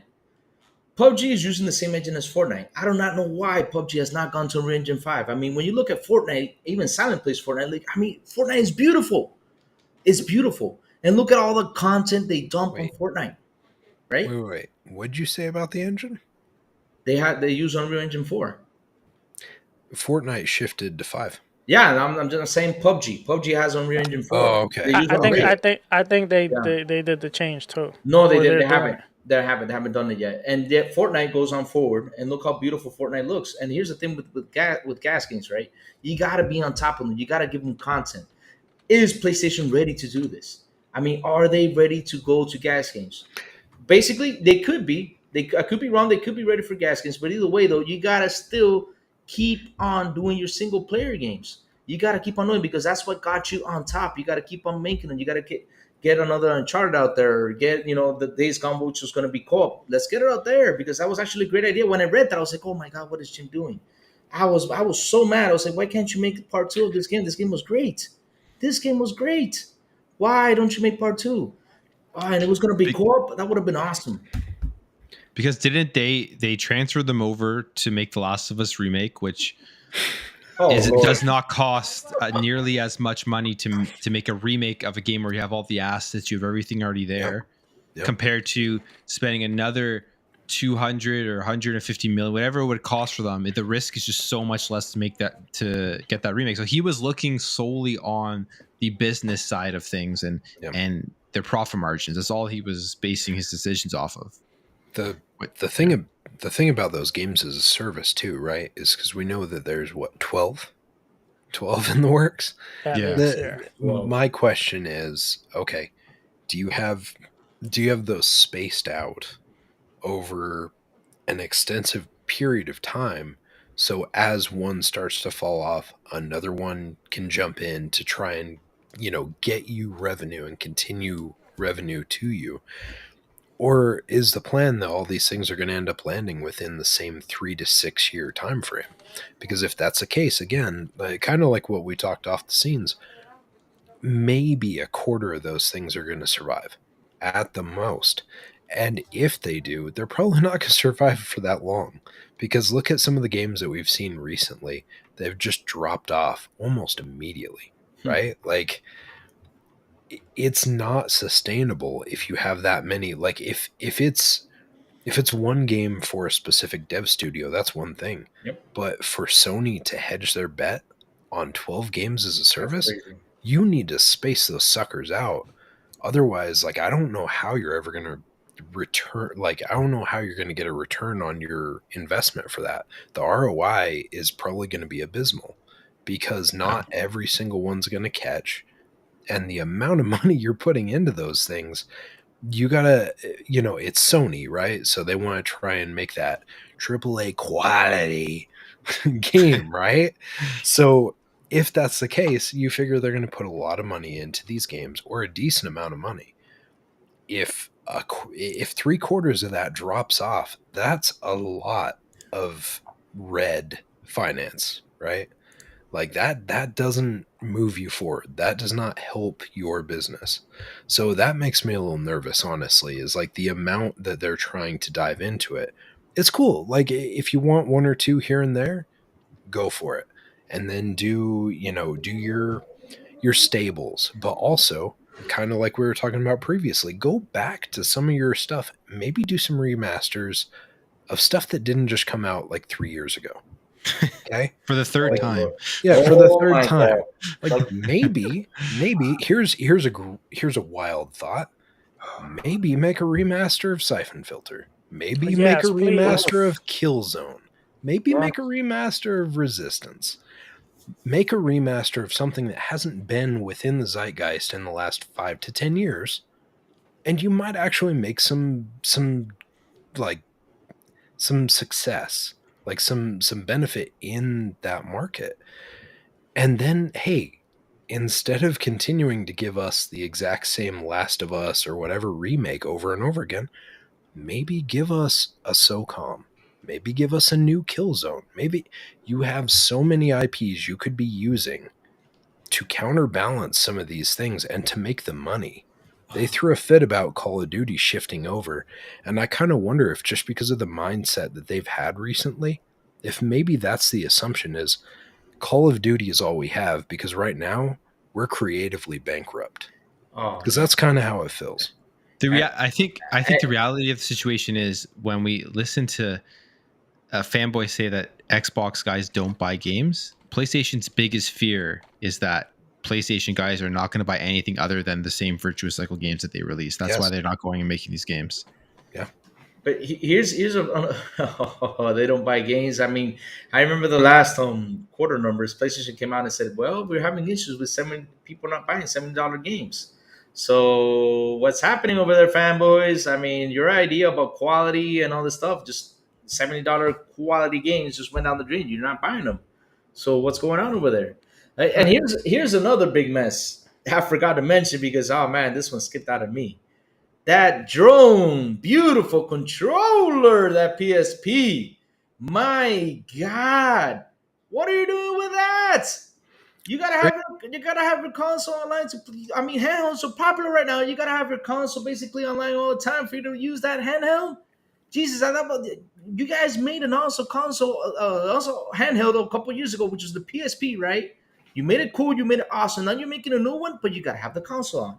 How about me in Dominican Republic when we have a lot of power outages? So if I'm in the street playing with my little handheld or on a Wi-Fi This thing, isn't for you, Crazy. This isn't for me. They're not worried about you, Crazy. They're not worried. Exactly. That's crazy. That's crazy. And the way it looks, oh my God. I don't know. No, you're crazy. Yeah, I'm crazy. But That's okay. That's okay. Because but Louis, guess what? They have a solution for you. They have a new Sony smart car that's coming. Oh, a smart car. So and it's going to fix all of the issues, the financial issues that they have. So, so basically with my car, I'm just going to be like, if I want to go to the right with the guy, I got to turn my steering wheel to the right. And if I want to hit a punch, I'm going to have to honk my horn to the character to punch. They're trying to tell me. And if I brake, he will stop. And if I accelerate, he will run. I imagine you already do that. But Sour, what were you going to say? I was going to say, before we move to the next topic, our RSJ fan asks, are the games going to be free to play or $70? Yeah, what do you guys think? Oh, man. I think he meant he was going to make them free to play. I think he did. No, You I. didn't? I think some of them Nah. might be free to play. Yeah. But most of them. They didn't even make Destruction All Stars free to play. Oh, true. Oh, thank you. Yes. No, that's I.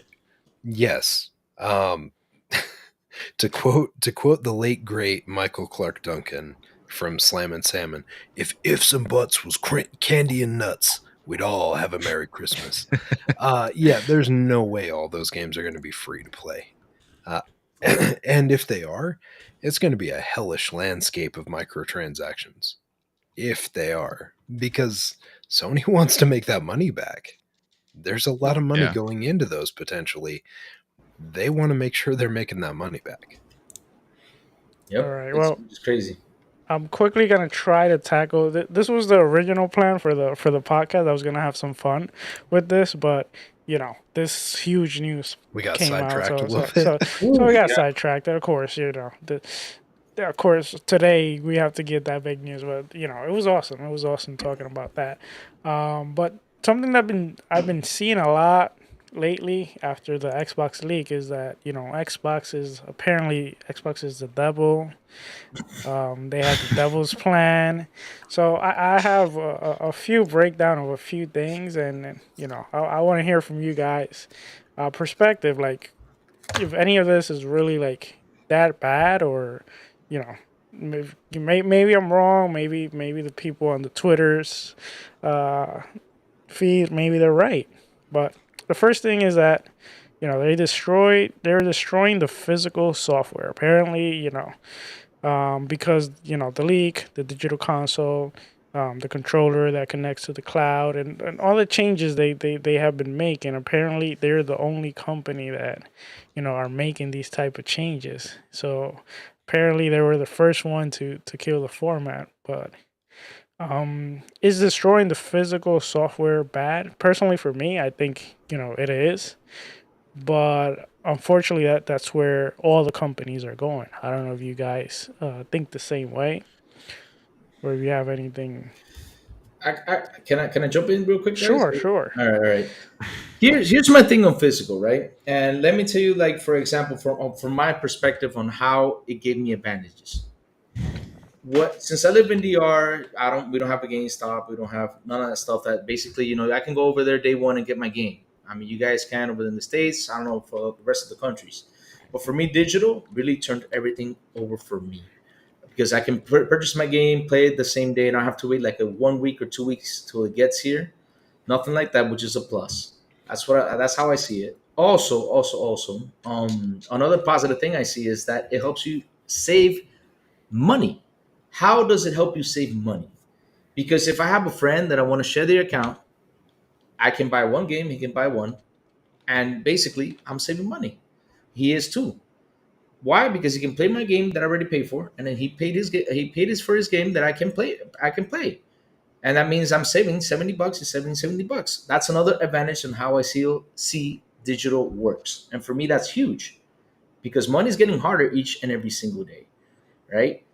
Physical. What else do I have an issue with physical? Well, basically, like I said, 2 weeks it gets here, and there's got to be that option. I mean, I understand they're trying to limit it, because basically for years we've been seeing that little by little we're trying to make everything digital.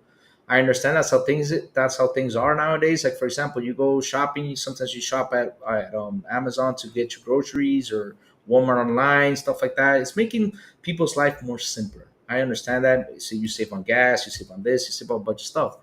But it's been happening for a long time. Is it going to go away in the near future? We'll probably see it. I don't know how long is it going to take, but it's been happening for the longest of time. This basically started with Netflix, right? When Netflix started, we all saw Blockbuster go away, and now you can watch your movies online, and it's a lot more simple for us. Now, the question is the quality, right? Now, and I read into this today, because I was like, let me read into this, because I got to see some stuff. Like, the quality on the CDs, of course, it sounds way better on the CD. Like, for music, same thing with movies, they look way better, because still we're not up to date with streaming software. But once the thing is up to date, and once, like, for example, if you can actually see everything as perfect as a Blu-ray, then you will start seeing those physical just disappear. It will just start to disappear. And that's, like I said, it's been going on for a long time. This is not like, oh, this is Xbox thing. No. It's been for a long time. I remember when Apple came out with what's it called, the iPod, right? I bought an iPod and I put a bunch of songs in there. Seriously, and I saved a bunch of money from buying CDs. Yeah. Now we got Spotify. So And then doing all that, exactly. Now you got Spotify, you got YouTube Music. Same thing with movies. I mean, you got Disney Plus, HBO Plus, and basically people are trying to get away from cable now. They don't want to pay for cable. So, like I said, those physical stuff in the near future, yes, they will be gone. I wish they won't, but hey, it's gonna happen, man. No matter what's gonna happen, even if though Xbox doesn't do it, it's gonna happen at the end of the day. Yeah, we're moving that way. Yeah, what was you saying? Oh, no, I was gonna say the whole. I'm sure you guys already know. Like, I'm definitely somebody who likes physical games. Like, I collect older games. I'm a big fan of game preservation, and to me, that's the biggest thing that I'm worried about is just losing access to some of these titles. But at the same time, we all know that a lot of these games do come out, and it's literally just a couple hundred megabytes or maybe just a couple gigabytes of the game, where then you have to download the rest of it from the store anyway. So it's really not that big of a thing anymore. You do have some exceptions like Mortal Kombat 1, which Louis still needs to pick up and play, does have a data disk on it where the game is there. So I'm guessing if the whole world shuts down and you still have your Xbox and you somehow still have power, you could still play that game because of all the data that's on this. So for me, it's just overall the industry is moving that way. I mean, PlayStation's doing the same thing. Even Nintendo, they're going that way as well. Like, they want everybody to be buying their games fully digital. So basically what you're saying is, real quick, Mortal Kombat would be a great choice to send to the aliens in case they don't have that much power. I would send. That's if I could change my list, I'd put it on there now for sure, just because they're going to be able to use it and play it. So, but yeah, to me, it's just game preservation going forward. Like, all digital games that we're just going to lose at some point. We know it's already happened, right, with the stores shutting down and all that type of stuff. So that's, to me, the biggest downfall of everything going digital. I got a question for you guys. Oh, Silent, if you want to throw out your opinion, but I got a really good question for you guys about something that it just popped into my mind. Throw out your question. I'll have a drink and then I'll go. Okay. My question is to you guys: do you think if they want to go all digital, do you think the price is fair? Because exactly, like for example, $70 games digital is like for physicals. Because I understand you got to make the CD, you got to put the picture on the CD. That's the other thing too. And you got to ship it, and you got to make money from that. You got to get your money back from the shipment. But do you think they don't even want to make those guidebooks anymore? You remember that? Pretty cool. Oh yeah, they were awesome. Oh, they were awesome. Yeah, from Nintendo back in the day, you used to open up the thing. You read even the bad guys. They haven't made those for generations, which is another huge thing. If you're like, I guess as well, you think about Nintendo, the Switch still, out of all the platforms, still are the most physical in terms of that. A lot of games still have the entire game on the cartridge itself, and we'll see what happens with the Nintendo Switch too. As Mr. Joanna Dark confirming in the chat here, saying that I confirmed that the Switch 2 will be all digital. We'll see what Nintendo does with their next console. Oh man, well, we the next thing on the devil's list, the devil's plan. Silent has an answer though. You son of a... Sorry. Go ahead. What was the question? Speaking of the devil, Silent. What was the question, Crazy? Oh, Crazy just left. He's going off to do a world record. Oh, I'm here now. What was it? No, I asked if it's a fair price, for even though it's going to be all digital for $70. Do you pay $70? No. But before that, I'll touch on that too. Okay. But that was Sour's question. He asked, "What do you think about the Devil's Plan on eliminating physical games?" That was your question, Sour? Oh, it was just destroying. Yeah. It wasn't really a question. It was just Yeah. So in regards to getting rid of physical games and stuff like that, I personally, I think I've talked to you guys about it previously, but when I ended up moving to this new house, I had to play the game of kind of like purging a lot of physical materials and stuff, right? And so I went through and I really kind of had that sit down, like, okay, do I actually need this stuff? Is this going to be a pain in the butt to move? Stuff like that. And I got rid of a lot of physical content and stuff in the process. I did keep like my DVDs, Blu-rays, all that stuff, and I've got those. I got rid of the cases and just condensed them down to a whole bunch of cases. I've got like 3 massive cases with discs. But in regards to like physical and digital and stuff, like every now and then there's like a limited version of a game or something that I'm interested in buying, and I'll still buy a physical copy of that.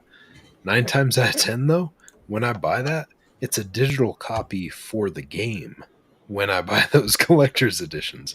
That's So a shame too, yeah. Yeah, so that on its own is like, okay, well, you're already shifting me towards the digital market, right? But the other thing that I would point out, and Plume touched on it too, is more often than not, these discs, like I get the idea of physical preservation. I get it. For the previous generations and consoles, it made a lot of sense. Since pretty much Xbox One or mid Xbox One till now, at least on the Xbox side, if you're getting a disc or a cartridge, you're literally getting an internet checkpoint for them to verify that you're not using pirated software. That's what you're getting. You're getting a couple megabytes here and there that verifies that you are not downloading pirated software, and then you download the game to the hardware. So physical has not been the same for years, but people are still really dying on that hill for it. Now, unless you're getting a physical copy from something like limited run games, where, like they try to make it so you've got the actual game on an actual cartridge or disc or whatever, that's a different story. But these things, like these game releases have been different for years. And people are still, like, I've got a few folks in my little friend group where they're always like, oh, I need the physical copy. I'm like, okay, you need the 8 megabyte download for the 140 gigabyte verification and download as soon as you log on to the internet and they verify that your copy is legit. It's just not the same as it used to be. It's not like buying a cartridge at Grey Whale or FYE or something like that. It's not like buying a cartridge like that and having the game right there with you. Like, as soon as the internet goes out, you are not playing that game unless they have something where you're able to play offline for a little bit.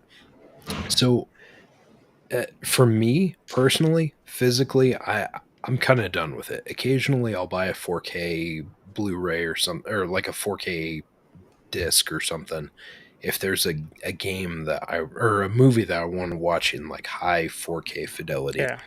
Because streaming 4K is not 4K, it's 4K.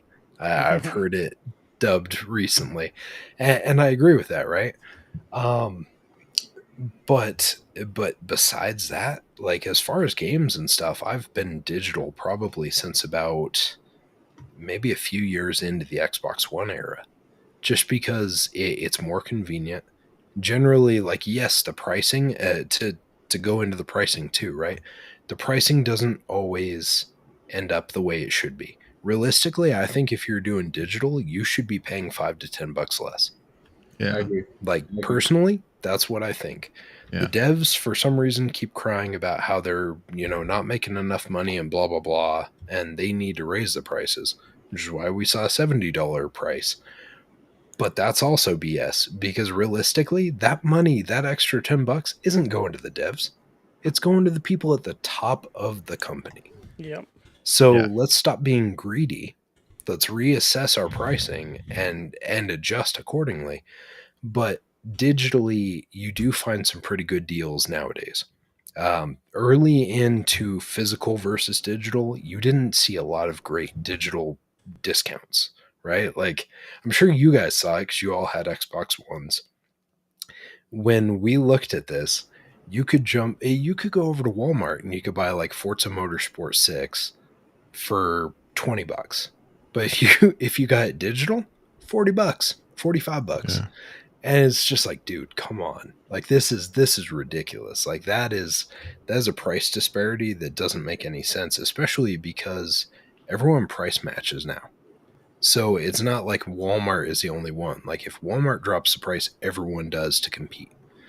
And so digital should have been cheaper in the first place. You're, again, like you guys said, you're not getting a disc, you're not getting an instruction booklet, you're not getting a case, you're not getting all of those physical items, right? Like you don't have those items right there for you. So give us a discount. Quit being greedy with it. And then quit arguing and telling us that you need more money and giving us a bunch of loot boxes and like microtransactions and stuff. Like you're making plenty of money. Calm down. It's okay. There are other ways, and they make plenty of money. The problem is that the people at the top are taking most of the money. The devs are the ones that are making slightly livable salaries. All right, But yeah, let me see if I can try to fly through some of these stuff sure. because I want to get to a certain parts. Hopefully we can get there. So the next thing on the list will be live services and the game as a service, which Xbox kind of have plenty of those, and it's karma is something because now we see a shift where like they have enough where they really don't need to continue to release a bunch of them. So now they have a nice like roadmap where they have a bunch of single player games that should release in the next few years, hopefully. And then PlayStation, their roadmap is now full of game as a service. So that's the next thing in there in the devil's plan. Uh, the next thing after that will be buying all the content and the competition. So supposedly they want to form a monopoly. They started with Bethesda, Activision Blizzard, everything else they bought, and all the other studios. So if you look at their portfolio right now, they have they're pretty good with shooters. They got a bunch of shooters. They got good, Western RPGs. One's, Activision Blizzard is there. They're gonna have some family games. They got some cool mascots. Um, they got game as a service. They have that, as a wrap. They got some strategy games, some RTS games. They have a nice uh, portfolio of different type of games. Now, we saw the leaks. We saw that they have different targets that we know of, and some of them we heard in the past too, like Sega, Warner Brothers. I think there were one time that they were after Techland. We even heard Nintendo. Uh, we heard Valve was in the mix, which that right here. I can stop right here real quick and say, if they get Nintendo or Valve, I think that's a little too much. Honestly, I think once Activision Blizzard gets done, I would like them to get maybe Sega, and then that's it. I mean, that's enough is enough. At least, unless Sony then buys, a few publishers, and then I would say okay, then buy some more. But I would like Sega because they do need help in Asia. But other than that, I think they're fine. Before I continue to Japan, because I am gonna go to Japan real quick before, and then wrap it up. Do you guys want to chime in into the competition on of them buying competitors, possible competitors, or buying publishers, etc., and anything on the live service? Let's start Okay. with you, Crazy. I say you want to jump in. Yeah, I want to jump in and say, hey, remember one thing? They push this because, like I said, I love competition because this is what you get when you push somebody and pushing and pushing and pushing. This is what you're gonna get, and that's what Microsoft is. Microsoft said, okay, game on. Let's bring it. Let's go out there. Let's buy studios. Let's bring games to this console so people can come over here, subscribe to Game Pass, and buy our consoles and be part of the Xbox ecosystem. If That's you what they did. push, if you push, you'll have to retire. That's a good one. We push you have to retire. But no. That wasn't only Jim Ryan because I want to tell you something. Sean Layden made a really good job with PS4. I mean, he really did pigment a good I mean, implemented it in a good way. That look how it's selling. It's fabulous, and this is what Well, happened. he got help from the guy that was running Xbox at that time. Yeah, he really got help. That's true. That's true. And like I said, though, the push comes to shove. Oh my God, Xbox came back harsh. They said, okay, let's get Bethesda, let's get Call of Duty. And since you were talking about buying, I mean, it seems like they were trying to sit down and purchase Capcom. So probably the next purchase is going to be over there in Japan because they are looking to buy in Japan. Yeah, I think that's where they need definitely. They're They heading need to over go there. there because they're trying to get those what's it called, those JRPGs on there. Trying to Yeah. get that on. So speaking of Japan, I'm gonna jump to the next one. Conquer Japan is the next thing in the list. So the first thing that they started doing was they started getting some of those games that they didn't used to get. The Yakuzas, the Dragon Quest, some of the Final Fantasy, not all of them, but some. Scarlet Nexus was was kind of big for them, even though it's not a huge game. But they got several other games like that in that scale. And we saw recently, Phil Spencer. He might still be there. I'm not sure, but he did his trip there at. He went to the Tokyo game show. They presented some games that are coming to Game Pass, and he was asked several questions. And one of them, for example, was, are we going to see AAA games like Lost Odyssey, Blue Dragon? And he basically said, not. Wait, no, wait, hold on. That's not the answer. I think you can expect that. Basically what he said, you should expect that in the future.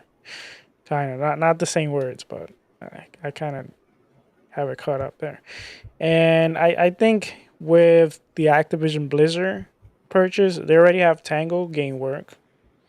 With Blizzard, they do have games that appeal to a lot of Asian users. They have the game that was working with Kojima. There are actually pictures of him, visiting the Kojima studio. And now, they have a high push on mobile, cloud, and Game Pass. And I think that combination is really going to help them this generation in order to build towards the future. So basically, with all this said, according to the Twitter spaces and, around the Twitter posts and everything, Xbox is out to destroy gaming, putting out the best value with Game Pass, having the Xbox Play Anywhere where you can play in any device. That's all bad. Having a reward system, having the backwards compatibility, the accessibility features. They've been pushing pretty hard on that. They were the first one to actually create a device for people that might have any inconvenience with a controller, so they can have game accessible and able to play. The freedom they have showed to several companies in order to create the games they want, even when they haven't been successful or they have been taking very long, they have continued to give them freedom. The communication with fans they have had, they go to events, they show their faces. You have the ID at Xbox. You have the different type of games for different type of users, different genre. So basically, what I wanted to get, my point was that, like, if you only listen to the outside, like the Twitter spaces and the fanboy, it's like almost like Xbox can't do anything right. Like everything they do is wrong, everything is bad, and it's like you got to give Xbox some kudos this generation because they have done some bad things. They have done things that haven't went their way, Redfall, but they have done some great things, and a lot of this is pushing the industry. Some might not like this push, but you you gotta admit that. I mean, some of them has to at least be good for you. So, what are you guys thinking? What do you guys want to chime in? Plume, I'll start with you. Um, just their overall, like, just their overall this generation, what they've done in Tokyo Game Show and stuff? Yeah, you can talk about. I know I've put so much in the play, but basically, provide me with anything you want to pitch in regarding this whole thing with Xbox is bad, Xbox is devil, Yeah. but then you see like It's, I mean, I think like there is more pushback against Xbox just simply because it's a smaller brand overall, right? There's less people who play on Xbox. I mean, that's just a fact overall right now, at least based off of the consoles. I mean, more people play on PlayStation, more people play on Nintendo. Xbox was a third in, so there's going to be obviously more negativity towards them. But I think overall, everything they've done, especially since they launched Xbox Game Pass, has been better for the gaming industry, right? Like just opening up more access to gamers to be able to play all of these games. And it's why I think their effect on the industry has been very positive, especially as we see PlayStation release more of their games onto PC. Like we just got the announcement for Horizon Forbidden West, right? The complete edition coming onto PC in sometime in 2024. I think all that stuff is here now because Xbox is pushing the industry forward, and they know that to be able to continue to compete from a PlayStation perspective, they have to continue to increase the amount of people that can play their games. They can't just continue to lock games to the console. But so I think Xbox is, when people say they're bad on everything that they do, that's obviously absurd. When it comes to acquisitions, right? Like the whole thing for acquisitions for Xbox is because they have a subscription service. And we've seen this in other industries. They need to have consistent content at all times in order to continuously keep customers signing up to the service to make a subscription service worth it. And that's why they're going out to get ABK on top of the mobile side of things. That's why they went out to get Bethesda. Now, if they were to try to get Nintendo, do I think that's a good thing? No, like I would never want to see that happen. I don't think anybody in the right mind would want to see that happen, because we need that competition from, at very least, the big three, and then who knows who else is going to be entering, like with the Apple, with the Amazons. Google tried, they failed, but maybe at some point with their phones, they'll try to do something similar to what the iPhone is doing. Maybe they'll try to do something similar with the Google Pixel, right? So all of that stuff is going to be competition for Xbox going forward, and I think all that is good. Xbox is just, they see that coming. Phil Spencer has seen the writing on the wall for a while now, and that's why they're making the moves that they make. But yeah, I don't know. Xbox, to me, with Game Pass, with subscription, with being able to play my games anywhere, PC, and transfer my saves to my Xbox seamlessly with the cloud saves, all that stuff has been good to me. So I don't understand the hate, I guess, towards them, as they do everything bad, unless you haven't actually sat down and experienced the ecosystem. That's the only way I can see people thinking what they're doing is bad. Yeah, when I first jumped in the ecosystem, even the games I was told were bad. Basically, like Rise, Son of Rome, Quantum Break, all those games. Basically, they were bad games. And when I experienced for myself, I mean, they're not perfect games, but they're pretty good games. Yeah. Silent, what about you?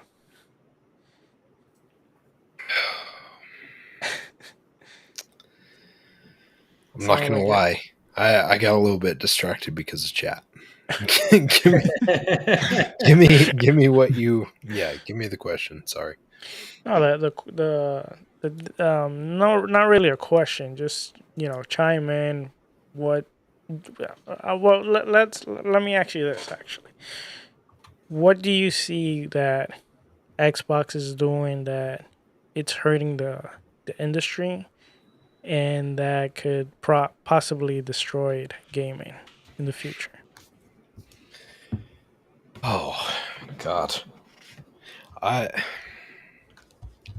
see. That's the thing, right? Like I guess again, it goes back to the previous question that we were talking about, is like the whole physical digital approach, right? For me, something like Game Pass is something that's, I know a lot of people on the internet think of it as a terrible thing and it's going to ruin everything. But something like that, personally for me, like that makes my life easier to have that library right there with me. If there was anything that I would say might ruin it, I don't know. I think maybe the focus on controllers instead of trying to focus on some other stuff. I love controllers, don't get me wrong, they're great. But come on, guys. Like I don't need this many customizable controllers at this point in time. I'm sure there's other R&D alternatives that we could put our focus on. Yes, controllers are great, but more often than not, like how often do I look at my controller? I look at it when I pick it up. I look at it when I turn it off. That's about it. And with the exception of someone else looking at my controller and be like, wow, where'd you get that slick controller? Those are the only times where my controller's being seen. I would argue, like just provide more quality content or quality content for the system. But if you're doing stuff with hardware, just continue and make those changes. Obviously, we saw those leaks with the new hardware where there's stuff like the replaceable thumbsticks, things like that. I think those are smart decisions. Those are the things that I'm interested in. I don't need 5,000 different versions of a controller. We have Xbox Design Labs, right? So I don't need you to focus on these like specific ones. I can make my own controller if I really care that much. But to maybe put more effort and focus on something like stick drift. I think stick drift, if we're going to talk about something that damages the industry, stick drift for Microsoft is a problem. And stick drift needs to be resolved, especially on an Elite controller. If you're going to charge me $130 to like almost $200 for a controller, make sure that you've got your sensors and all that stuff in the controller set up properly so I'm not burning that stick out in the span of a couple months. That's a problem. It's cool if you have a good warranty on it, but that being said, that doesn't fix the problem. If I'm out of commission for multiple weeks on that controller because I have to send it to you because you didn't do your due diligence to make sure that this thing was fairly bulletproof for the price, that's a problem. Like, if you're going to charge me that much, I expect you to put some pretty good parts into that hardware. Not releasing a family plan that can destroy the industry. Hey, I do agree. I agree with you on that too. Where the heck is our family plan? Right? Like we saw it tested in multiple markets. Come on now. Like ABK's closing soon, guys. Everything's going to be coming out right after that. That's insider. I'm hopeful. Plume, I'm hopeful, but I feel like at this point, like at the moment, it kind of feels like the same type of energy as when someone tells me, oh, well, we've got another PlayStation showcase that's coming that's actually going to show us the good stuff. Yeah. Like, quit with the BS, communicate what your plan is, and give us your actual roadmap. Like, we saw a lot of Microsoft's roadmap this last week, right? Yeah. I sure as hell wish that we would have seen something about the family plan rollout. Yeah. I don't know. Like, it just feels like a missed opportunity. Family plan's been in the conversation for a long time. What happened? Where are we? What are we doing with it at this point in time? Still testing it. On that note, crazy. give your closing arguments and land the plane, man. Okay, so basically they were saying that Xbox is the devil. This whole business plan is bad. This is wrong. I'm gonna tell you guys, I don't find nothing wrong with what they're doing because hey, I'm saving money. I'm sorry, we gotta save money. We're getting older. We gotta. Don't you support the developers? Support developers with I'm supporting them by playing the game. And basically along the way, because this is what I do nowadays. I mean, if it comes for Game Pass, I just wait a while and then buy it. And if I like it, day one, I'll get it day one, no problem. If I like it, it's perfect, I'll buy it. But look at these games that are coming out with issues. You right now, what's a good example? Look at Payday, for example, right? If Payday did not come for Game Pass, I mean, who the heck would have bought Payday with all the issues going on? We could Bought we it have and returned it. you bought it and return Honestly, it. honestly, they got lucky. They got lucky Yes, that they're on Game Pass they got lucky. because now, like we literally talked about earlier, right? Is we tried it this weekend. I think a few of us jumped in to try it. It failed every time, right? Yeah. Yeah. Yeah, So if you paid $70 for that, you're pissed. yeah. You're refunding that ASAP, and if you aren't, that has left a real bad taste in your mouth. Definitely. I'll give you another example. Callisto Protocol that came out. When it came out, it was you couldn't play day one. They had issues. Same thing with Dying Light 2. They had a bunch of issues. And like I said, at the end of the day, if I'm gonna pay those $70, I want them to come out as good quality games as you guys have been offering it. Like, oh, this is gonna be good. It's gonna be awesome. But you guys have not been giving us what we want. So what do? We wait till they fix it, wait down the line and buy it. I did the same thing with Cyberpunk. When Cyberpunk came out, I waited till they patched up everything and I played it. That was literally like 2 years later. 2 years later. I mean, that's how I am nowadays. And is it affecting me? Yes. Why? Because if I'm gonna pay those $7, like I said, it's not quality. Man, I don't want my money back.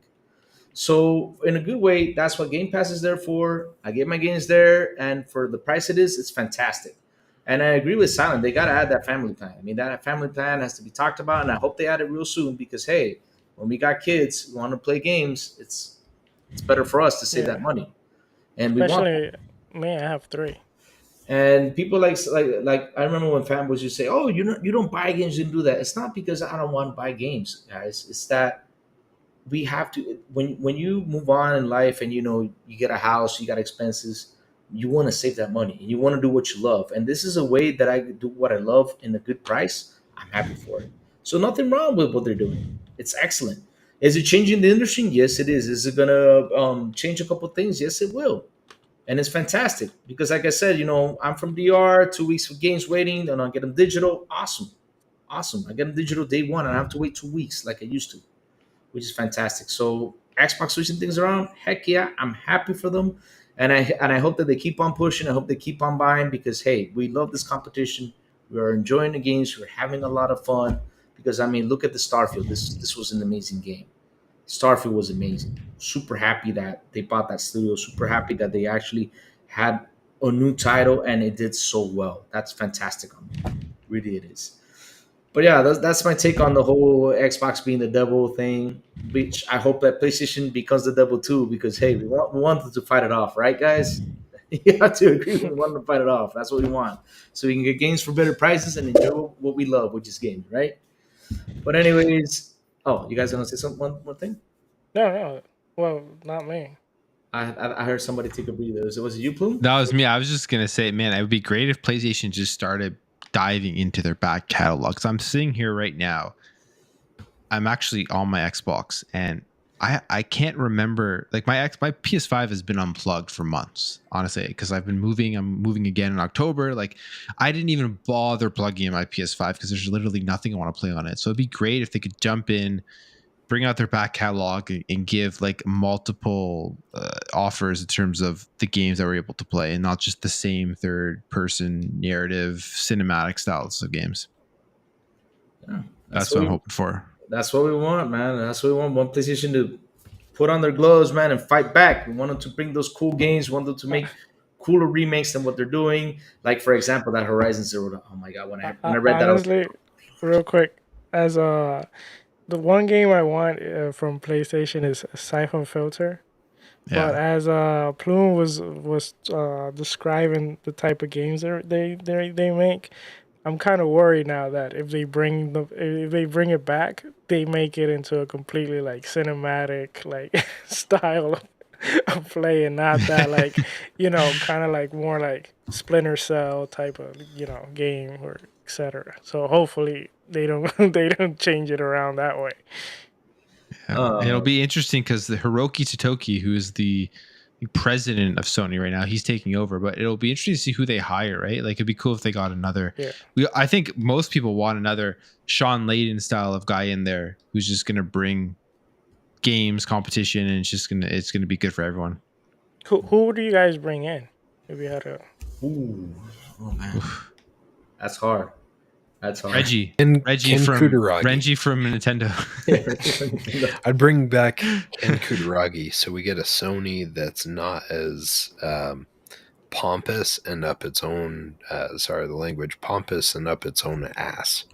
Ken Kutaragi was fairly humbled, but he was someone that actually seemed interested in the market, interested in gaming.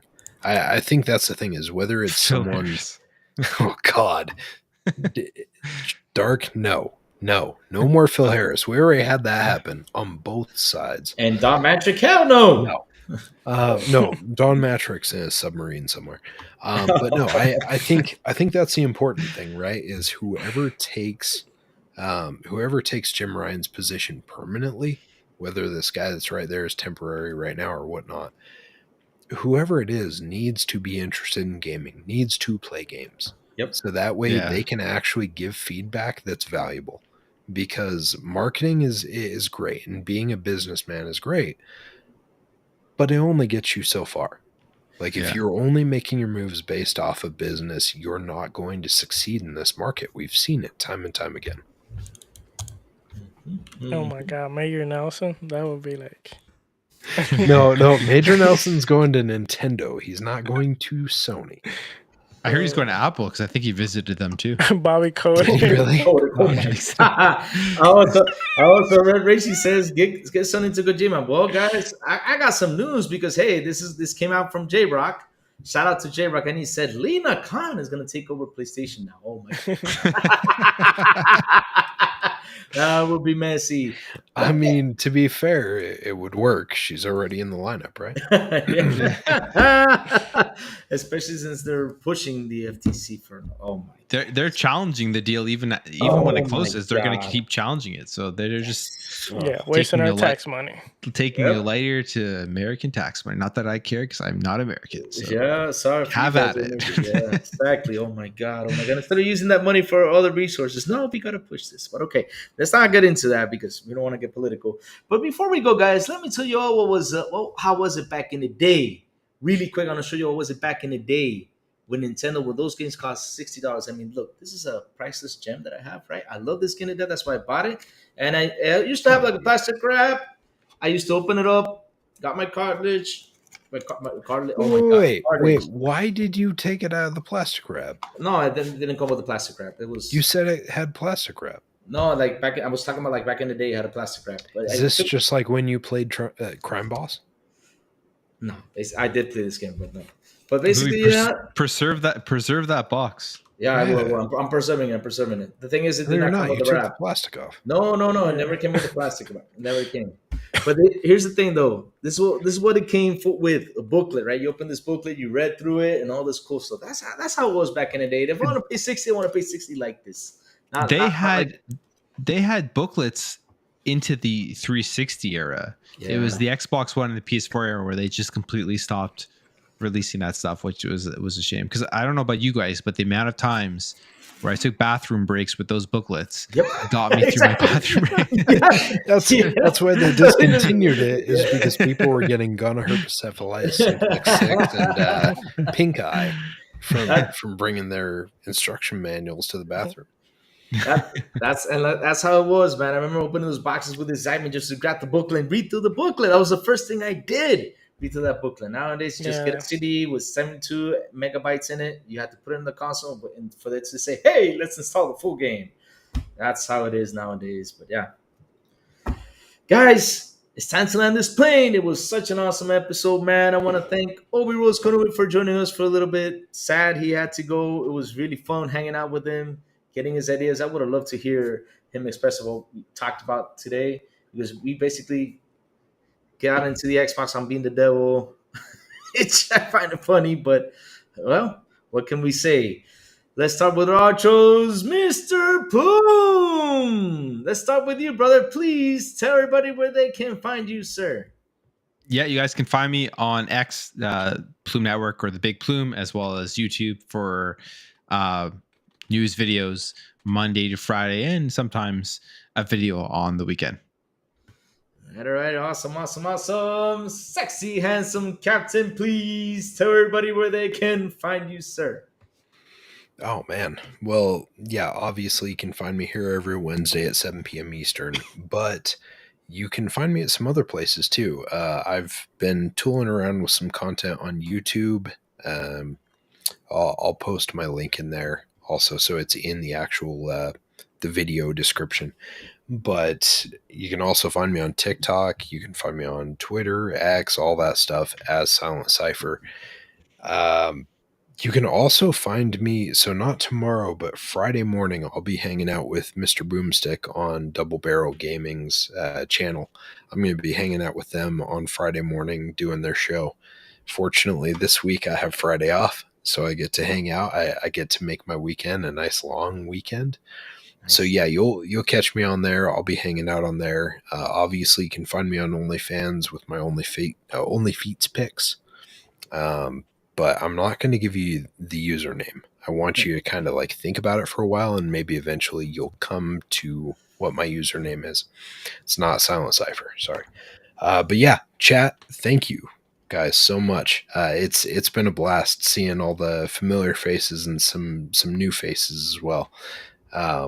Yeah, it's been a great evening, and holy hell, like the news just keeps on coming, right, guys? Like, who would have known that Jim Ryan would have tried to escape the old folks' home right before we tried to do our podcast today, and he got tased in the butt, and now he's no longer head of Sony PlayStation Studios. Wild couple of weeks. Yep. Oh man, crazy weeks. Oh man, Sourblow. Brother, tell everybody where they can find you. All right. Well, Twitter or X, Sourblow18, Xbox, Sourblow18. Of course, here every Wednesday and Fridays sometimes. Xbox International en español, where Eternal Shaddai, ASCAP Gaming, sometimes, unfortunately, Crazy Lou, of course. But yeah, those are the places you can find me. I wonder if ASCAP is okay. We gotta check up on him because I'm worried about that guy. I'm worried about it. Nah, I'm just messing. Hope ASCAP is doing awesome. But hey, before we go, dang, a $5 super chat from Ruin Mamba. Damn, I came late. But Pause. Pause. Continue. Continue, crazy. Continue. But just wanted to say good medicines to Jim. All right. Oh, Lord, silent. Man. But wait, before I go though, I read something that Mark Smith said. He said he has 12,165 cargo space on a spaceship in Starfield. Yeah. Mark, Yeah, he was. Yeah, I apparently got to play some more Starfield because homie's got some storage space, and I'll tell you, one of the things I keep running into that's an issue is storage space. but I wonder what the hell he has in the cargo space. I pretty much had Starfield complete in that. Dang, Scott, that's a lot of cargo space. Yeah. I found a little trick that might help you, Silent, for that. Tell me off the air because I don't want to share spoilers or anything. But Rune Mamba, thank you so much, and everyone this evening, anyone who became a member through chats or super chats or anything, thank you guys so much. Like, truly, you don't realize how much it helps a smaller channel and stuff. Like, it benefits, and hopefully we can turn it around and make it better for you guys. So it helps our future plans too. We got it does. We've got some pretty cool plans, like Sourblow getting his OnlyFans page. What would it be though? I know that yours is Stinky Silent. It's going to be only housework is going to be his channel. Only housework. No, that's low. No, no, mine's going to be. No, his is only dogs, and don't before you. No, Louise get weird about it.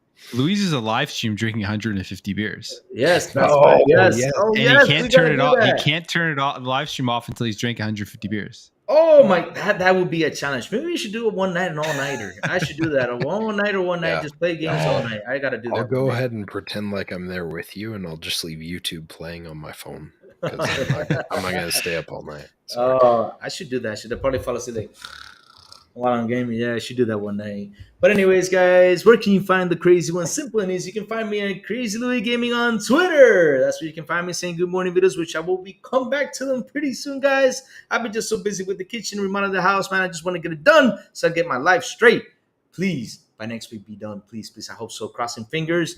That's where you can find the crazy one. And also, you can find me on Mondays at the Xbox Launch Week Special Double Barrel Gaming YouTube channel with Mr. Boomstick, Mr. Fuzzy Belvedere, and Mr. Web Dave.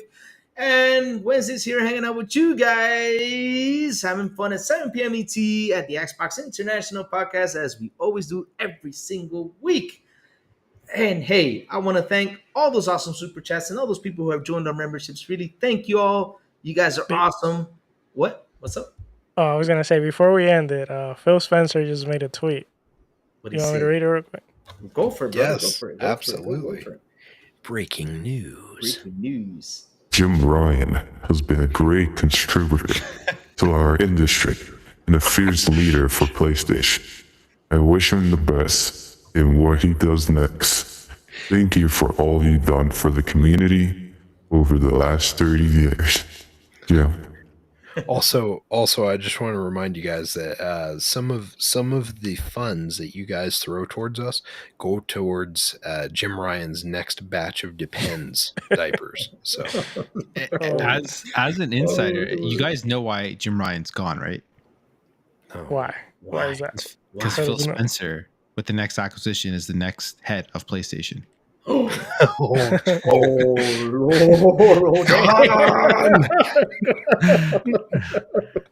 Oh, my God. On that note, like I was saying, chat, you guys are awesome. You guys kept this thing rocking and going. Thank you all so much. Also for the super chats and all the memberships, guys, really thank you. As Silent said, it helps with the channel for us to keep on going and keep on delivering great stuff to you guys.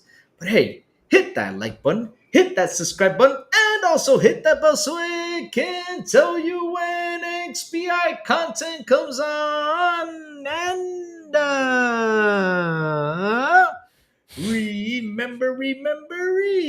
remember. Let's go. Let's rock and bye, Jim Bryan. Yes. See you all next Wednesday. Bye, guys. Love y'all. I'm not retiring. I'm just being forced out. I'll just play.